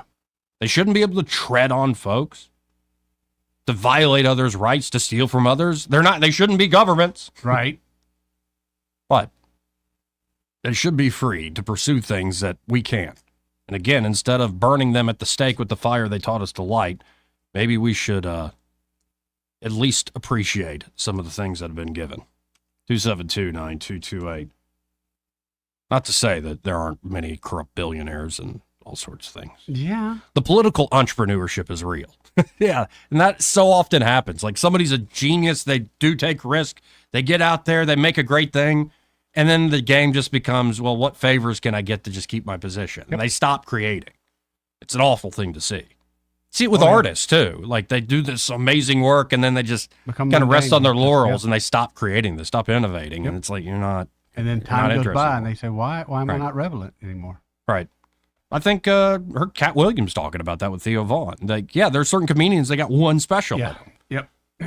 But there are some folks that are constantly able to like create, and those are sort of the folks, and it's in all sorts of walks of life. They should be respected. 272-9228. That's 334-272-9228. Before we go to the phones here, just another quick add-on to this whole Elon love fest. Mm-hmm. I've already probably gone into the territory of hagiography, whatever. But I just genuinely find the guy fascinating. Here's Mark Andreessen talking about, like how does Elon solve problems? Because especially some of these politicians in D.C., like, how did he find that stuff so quick? He thinks outside the box.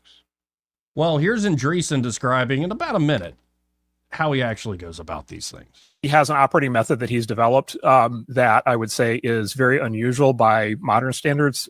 The top line thing is just this incredible devotion from the leader of the company to fully, deeply understand what the company does and to be, completely knowledgeable about every aspect of it and to be in the trenches and talking directly to the people who do the work, deeply understanding the issues and, being the lead problem solver in the organization. And basically what Elon does is he shows up every week at each of his companies. He identifies the biggest problem that the company's having that week and he fixes it. Right. And then he does that every week for 52 weeks in a row. And then each of his companies has solved the 52 biggest problems that year, like in that year. And, most other large companies are still having the planning meeting for the pre-planning meeting, for the board meeting, for the presentation, for the this, for the, with the compliance review and the legal review. And so he's just like, it's this level of both like incredible intellectual capability coupled with incredible force of personality, moral authority, execution capability, focus on fundamentals. That is just like really amazing to watch. And I think part of that, especially if you get into Walter Isaacson's biography on the guy, on Elon, comes from a fairly dark place. I think he's the type that can't ever savor the moment. Oh, no. Like he accomplishes a great thing. Kind of move on to the next one. And he has a lot of trouble actually enjoying it. And it's always got to be the next thing. That's something very true about him. I think he had a very rough upbringing, too. I'm sure he wasn't treated well as a kid either at the private schools. Yeah. So, again, we're complicated creatures, aren't we, us human beings? Yeah. And if you can use that sort of darkness, that sort of furnace just always going as motivation. Yeah. And by the way, I just am attracted to these types of people. A lot of since Prince died, a lot of his people who worked with him have done long-form podcasts, all stuff like Susan Rogers. Mm-hmm. Who was just a technician. She knew how to fix studio equipment. She fixes up some in his house, and he just says, so you're going to engineer for me, right? She's like, I don't know how to do it, but he's asking me, and I love this guy. Like, she was a big fan before she started working. Joe Rogan and So I'll just jump in, and this is the same thing with Elon. He'll just be like, well, you don't really have the credentials on your CV, but you seem dedicated to the cause. You want to be hardcore? Come on in. And Susan Rogers, so many people that worked with Prince said, yeah, it was like your tour of duty. Yeah. He didn't care if it was Thanksgiving. He didn't care if it was Christmas. Right. It was like go, go, go, go, go. Again, similarly, that guy, and Susan Rogers later became a neurologist, like started studying the effects of music at the Berkeley, studying the effects of music on the brain. And she started finding these certain creative types.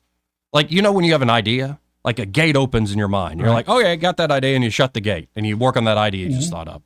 There are certain types, and Prince was definitely one of them. I'd imagine Elon's similar, and anybody who's hyper creative. The gate's always open. And you might think, that's a great blessing. No, it's not. You can't sleep. You always are entertaining these ideas, and it's why these folks want to move fast, Yep. because a new idea will overtake the one you're working on. It's like a CNN ticker sometimes. And there's something about those folks. They're not. Most people don't want that life. No. And I don't think I want that life. Most people aren't capable of that life. But there's something about those types that is just fascinating, and how they pull everybody else in a direction we never thought we could go. So that's it. 272-9228. Let's go to line one. You're on there. Who's this? Hey, this is T. Spear. Hey, T. Spear. I tell you what, Elon Musk happens to be one of the most fascinating people I have ever even reviewed a little bit of, and y'all are giving a wonderful education on how he has done things and why. But y'all are missing one very important part that is so simple in Washington as to why they hate Elon Musk. It has nothing to do with his capability. It has nothing to do with his brain. It has nothing to do with the fear that they have of him. It is the fact that they cannot buy him, and they know it. They cannot, and they could not buy Donald Trump, and they cannot, and they will not buy Elon Musk. And that is why they are so damn afraid of it. If you cannot have it, then the thing you do is you destroy it. And they are working as hard as possible as they can in order to destroy that man. You're correct. They can't wait to burn him at the stake. It is 100%. They cannot buy him, and therefore they must hate him. Absolutely reprehensible of so many of those, and why so many of those in Washington are absolutely evil people. They are terrified of what he is going to find out. They are terrified of what they are going to lose.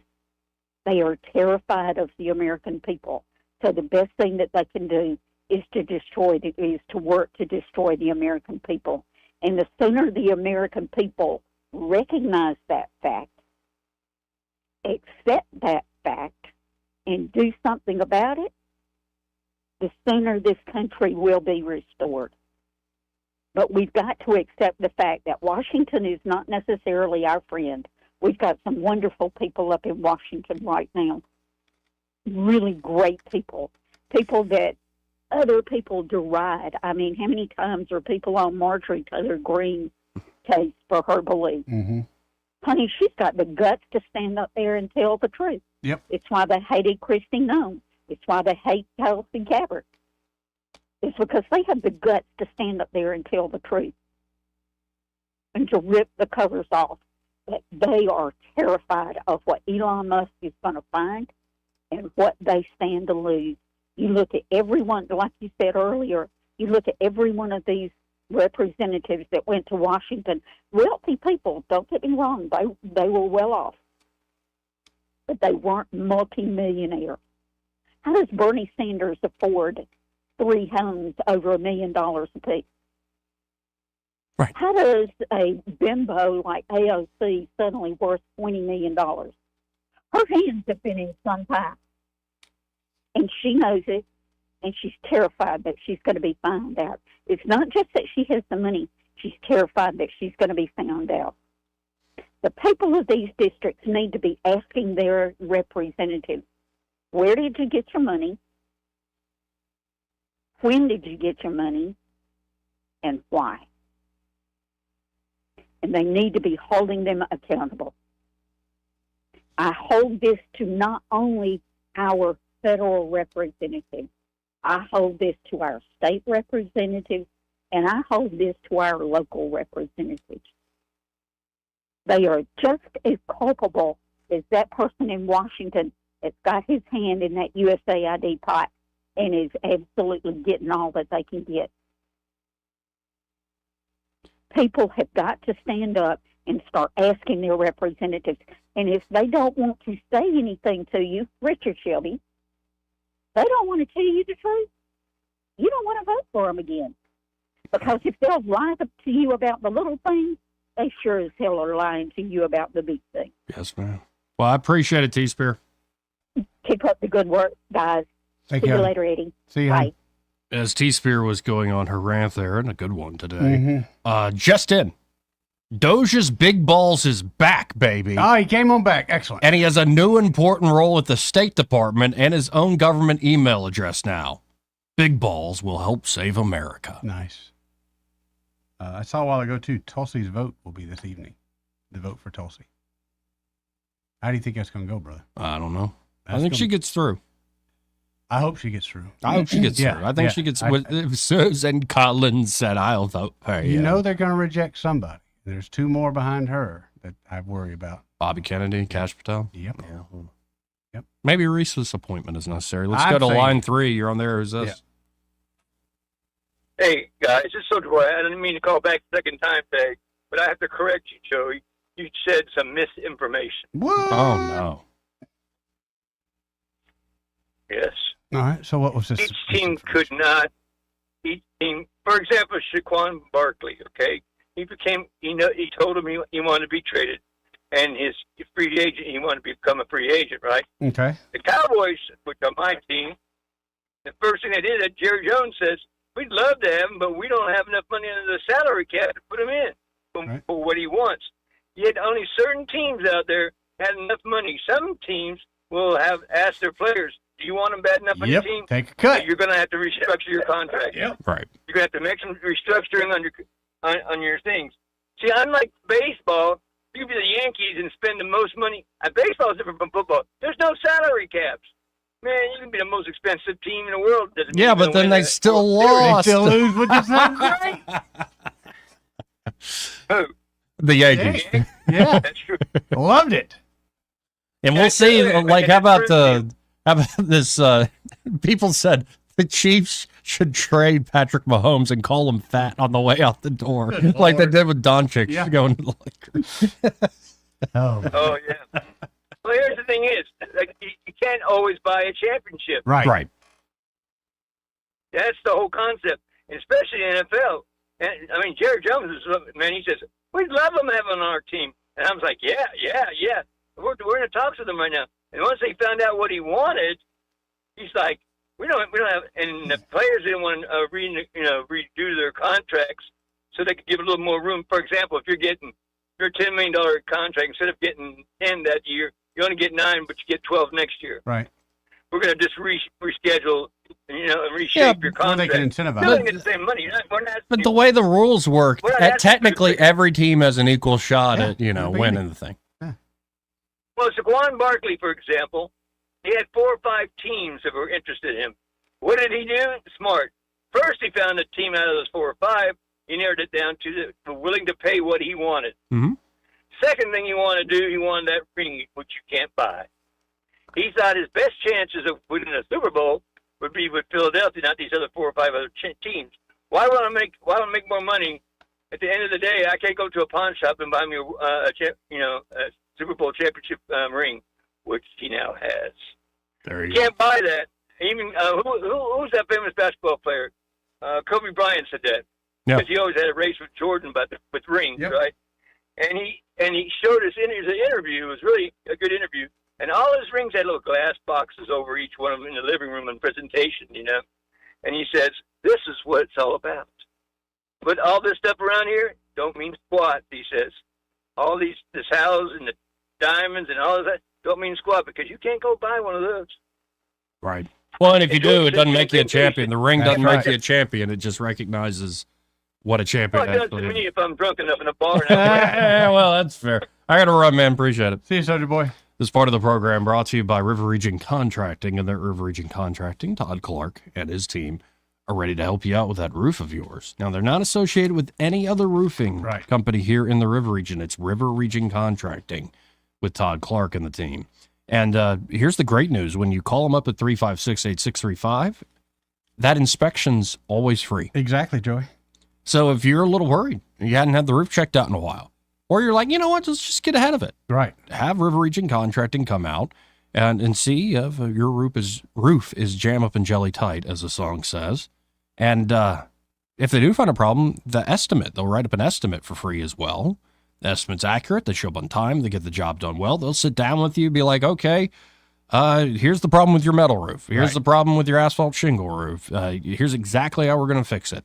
And on top of all that, River Region Contracting, they have insurance specialists there. So if they find a problem with your roof that your insurance company might pay for, but you're not sure how to fight them or deal with them or go through the claims process at all, they'll walk you through that claims process and make it an easy and swift experience. So call them up today. Again, that's Todd Clark and River Region Contracting at 356-8635. That's 356-8635. And be sure to tell them that Joey and Eddie, those guys on the radio, sent you. Want to carry News Talk in your pocket? Download the News Talk 93.1 app from the App Store. Available on iPhone and Android. Never miss a moment. Download now. Hi there, I'm Madeline Cannon with Alabama Home Mortgage. Getting pre-approved is the first step towards home ownership. People are often scared or nervous about taking that first step, but I'll tell you, it's nothing to be scared of. At Alabama Home Mortgage, we will take the first step and every step along the way with you. Call us at 567-4223. We will gather the information needed to tell you exactly what you qualify for. After a call to Alabama Home Mortgage, you will know what price point to shop for, what down payment is required, if any, and what your monthly mortgage payment will look like. We take all the guessing out of it. Then, when you find the house you want to make your home, you are ready to make an offer. Along with your offer, you will submit your Alabama Home Mortgage pre-approval letter. This shows sellers that you've already taken the steps necessary to ensure that you qualify to purchase their home. Wait no longer. It's time to take that first step together. Call me at 567-4223 or start the process online at myalabamahomemortgage.com. That's Alabama Home Mortgage because, folks, there is a difference in mortgage companies. NMLS 1586-36-8, Equal Housing Lender. Rich Thomas Weather, a service of H&H Carpets across from Walmart on the Atlanta Highway, where right now you can get 1,050 square feet of carpet installed for $19.95 only at H&H Carpets in Montgomery. Rich Thomas Weather. Well, hi, everybody. Lots of weather changes this week as a series of disturbances move this way. For tonight, there could be some isolated evening showers around. The overnight low temperature falls to about 58. For tomorrow, the risk of more scattered showers and thunderstorms. They begin in the afternoon, but showers and thunderstorms become likely by Tuesday night, with the overnight low temperature down to about 60. Then the risk of more showers and thunderstorms on Wednesday with a high in the middle 70s. And showers and thunderstorms are possible on Thursday, and not as warm with a high around 65. From the Blue Water Weather Center, this is Rich Thomas. At CB&S Bank, we've been meeting the needs of our customers since 1906. Need help setting up new business goals? Our line of commercial loans can help you achieve them. Go to cbsbank.com to find a location near you. All loans subject to credit approval, member FDIC, and equal housing lender. For too long, Alabama's statewide news companies have shamed us for our conservative Christian values. Alabama deserves a news company that cherishes our culture, a company that isn't bought and paid for by the powers that be. 1819 News is that company. Run by Alabamians for Alabamians, 1819 News celebrates what is good and beautiful about our state while exposing those who work against our values in secret. Just go to 1819news.com to learn more. Subscribe to our newsletter. That's 1819news.com. This is your roving reporter, and today I am talking with an elk. Hey man, Mr. Elk, I was just wondering, what do elk do to take care of their money? Well, like most smart folks, we call David Ernest. You mean Alabama's most favorite asset preservationist? That's him, man. We call him up at 334-279-7431 or 205-479-0839. I see. Yes, he is our preferred money man. The money man with the money plan. You've been paying attention. Well, could you give us those numbers one more time? 334-279-7431 or 205-479-0839. And I just want to try to give you a heads up, man. Oh, what's that? I'm not an elk. Not an elk, huh? Well, then, pray tell, what are you? Knights of Columbus. I am not even going to make a comment. Well, the baby liked it. Hey, this is Randy with Super Phone Center on Burbank Drive. When we advertise with Blue Water Broadcasting, we get results. Spend your money where it counts. Blue Water Broadcasting. Radio reaches over 90% of everyone in the river region. Shouldn't your ads be out there where your customers are? Call us to find out more. Blue Water Broadcasting. Local folks helping local business. This hour of News and Views is brought to you by our good friends at Cole Plumbing, 279-8919. Cole Plumbing is number one in the number two business. You don't have to dig a hole. They have proprietary pipelining technology. Ask them about their tankless water heaters. Remember, when you have trouble with your bowl, call on Cole. Live, local talk. The River Region's most trusted voice for news and opinion. News Talk 93.1 FM WACV. Joey Clark. Welcome back. Now, of course, Trump sat down for a Super Bowl interview with Fox News' Brett Baer. There's one part in particular I'd like to play here. This is, I'll just let it speak for itself. You know, the Prime Minister said this weekend to a group of Canadian businessmen, he was at a private meeting, he said that your wish for Canada to be the 51st state is a, quote, real thing. Is it a real thing? Yeah, it is. I just love how casually he's like, yeah, it is. Let me go into it. Is it a real thing? Yeah, it is. I think Canada would be much better off being a 51st state because we lose $200 billion a year with Canada, and I'm not going to let that happen. It's too much. Why are we paying $200 billion a year essentially in subsidy to Canada? Now, if they're a 51st state, I don't mind doing it. You know, the Prime Minister said this weekend to a group of Canadian businessmen, he was at a private meeting, he said that your wish for Canada to be the 51st state is a, quote, real thing. Is it a real thing? Yeah, it is. Now, it might not be all of Canada, is my thinking. But Alberta certainly looks like nice territory, and I'd imagine they might be interested. Oh, you can't do that? Why? We're ever only going to be 50 states? What happened to the mentality of we can add states to the union? I mean, what? The Democrats threaten it with D.C. and with Puerto Rico or whatever. It's just interesting. I was like, no, just the way things are. No, we're, as I said, going all the way back to 2022 as I'm interviewing Senate candidates, this is a revolutionary time.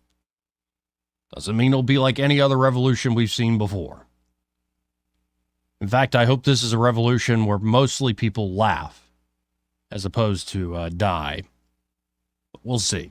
It's never good to count out the sort of things Trump is exactly up to.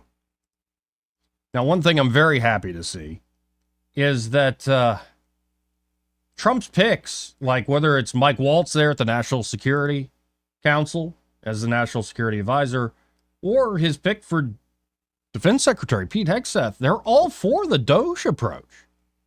Everybody's all on board for the DOGE approach. Here's Pete Hegseth being asked by Maria Bartiromo about DOGE and a full audit of the Defense Department. Spending at the Defense Department, should we expect hundreds of billions of dollars in wasteful spending there?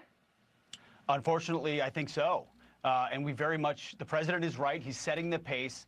And he is also correct that American taxpayers deserve to know exactly how and where their money is spent. The fact that I have to commit, Maria, to an audit being done in 4 years is bad enough.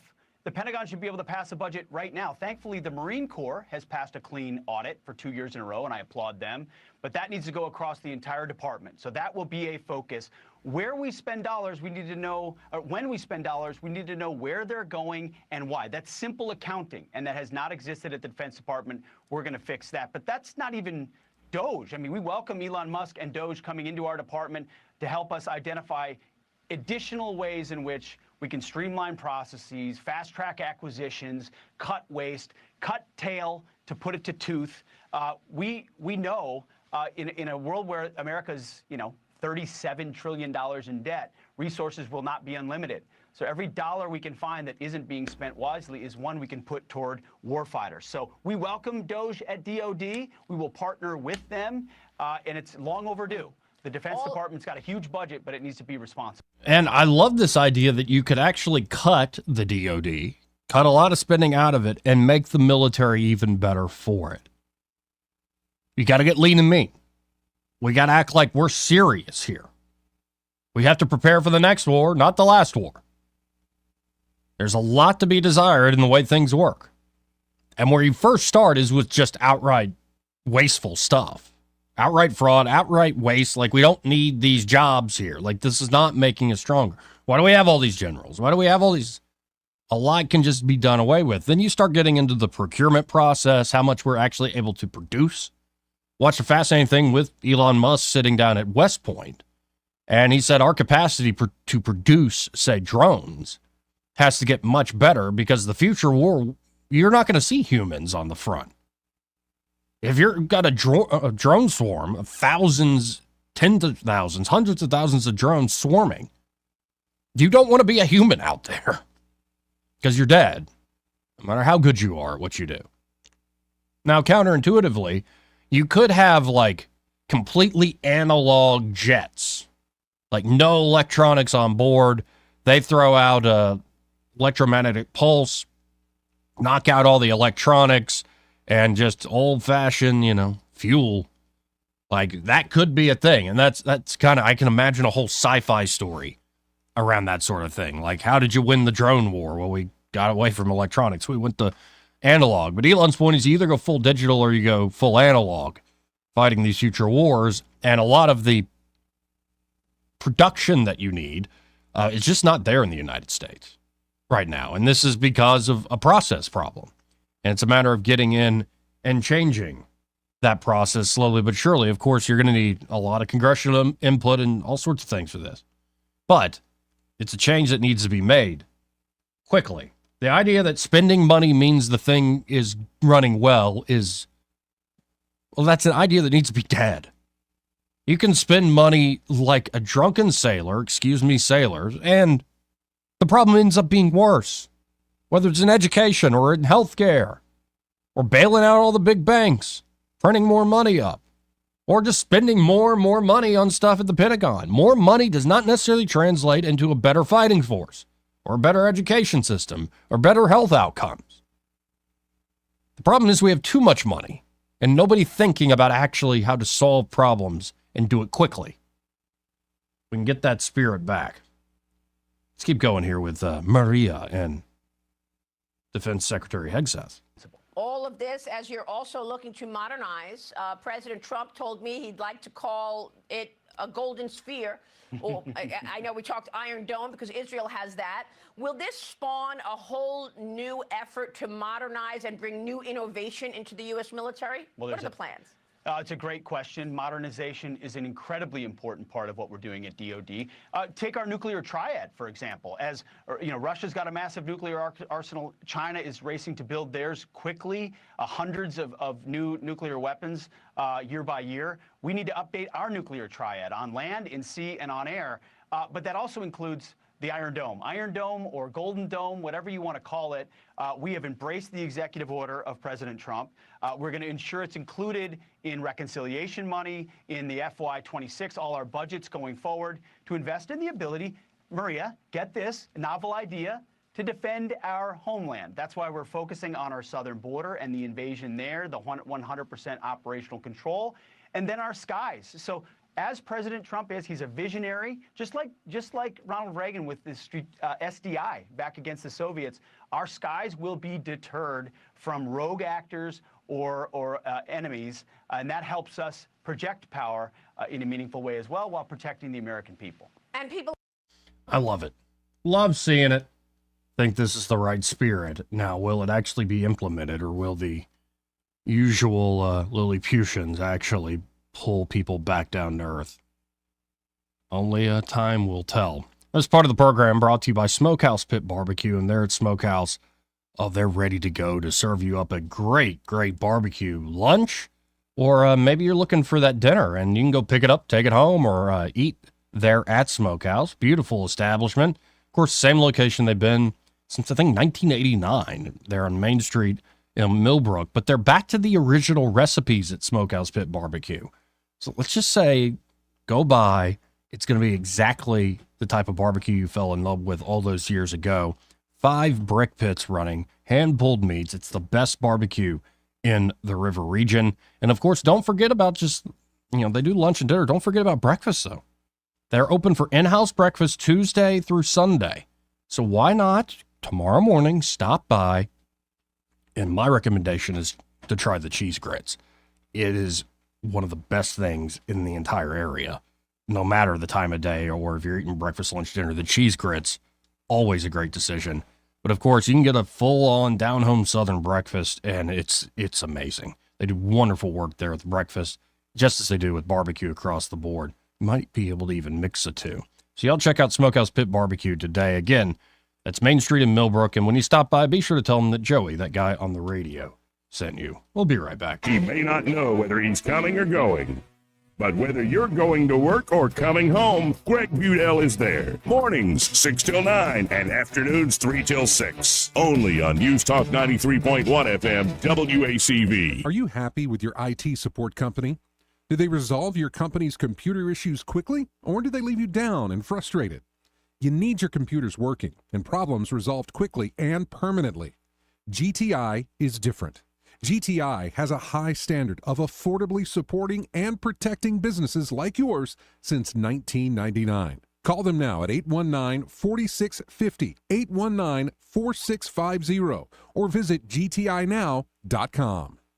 This hour of news and views is brought to you by our good friends at Cole Plumbing, 279-8919. Cole Plumbing is number 1 in the number 2 business. You don't have to dig a hole. They have proprietary pipelining technology. Ask them about their tankless water heaters. Remember, when you have trouble with your bowl, call on Cole. The River Region's News Talk station. News Talk 93.1, WACV. News Talk 93.1.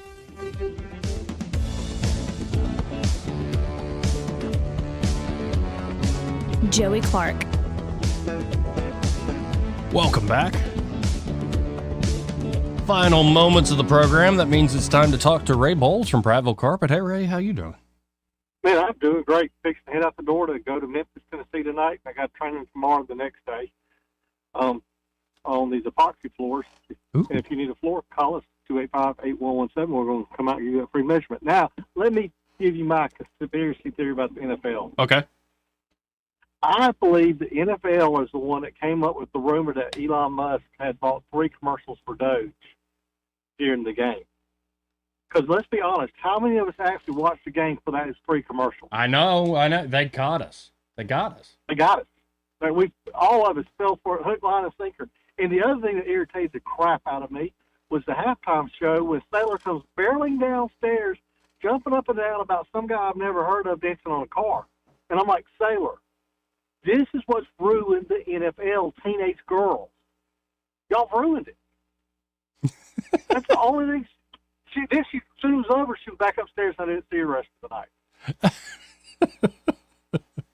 night. Generational differences. Yeah, kids these days. It is. But, yeah, they got us. The NFL absolutely hoodwinked us on the Elon Musk deal. I tend to agree with your conspiracy theory there. I think it's a conspiracy fact. Yeah, they hoodwinked us. We all watched it, because if not, we'd have watched Fox last night. I literally missed the biggest buck of my life Saturday night, and I was telling my brother about it, because I picked up the one gun that I hadn't shot this year, and the scope was out of range. Oh. And he said, well, are you sad? I said, yeah, I'm devastated. I'm going to go home and watch Fox News so I can cheer up. And I hate that for you, dude. Like, It was awful. Joey, this deer So I did pray for 2 days for this deer. I said, God, would you please create a deer just for me? One I'm so big, I just, it's unbelievable. And this joker steps out with 20 does. And I thought, oh, you done messed up. You know, I was calm as a cucumber and walked around the edge, got in front of the herd. Right, I mean, just perfect shot. And I pulled the trigger, and everyone just looked around. I thought, uh-oh, this ain't good. So looking down scope, it looked like you had it right under the shoulder. Yeah. I took, when I got home, I took out my little kit, which I don't know why I didn't do before to check to make sure they're in. No, it was high to the right. That bullet went about a mile above that deer. He didn't have a clue I was shooting at it. I'm sorry for laughing. Well, that sucks. But honestly, it was like God taught me a lesson. He said, son, you asked me to create you a deer. You never said let me kill it. Ah, yes. Yeah, I created it, and you didn't. I'm always very, very specific in my prayer next time I go hunting. God, make sure I do all the preparations right myself, too. Yeah, mistakes were made. Bad mistakes. You know, just bad mistakes were made that night. But, hey, deer season's over. Flooring season's in. It's time to buy you new floors. Call us 285-8117. We'll come out and give you that new floor. And when you call them up at 285-8117, be sure to tell them you heard Ray Bulls here on the radio with that Joey fella. Guys, have a great day. You Bye. too, Ray. Well, what did we learn today? That Elon Musk is probably better than you. I mean, come on. It is remarkable how much they are going after Elon instead of Trump, honestly. In a way, it's sort of taking the heat off Trump.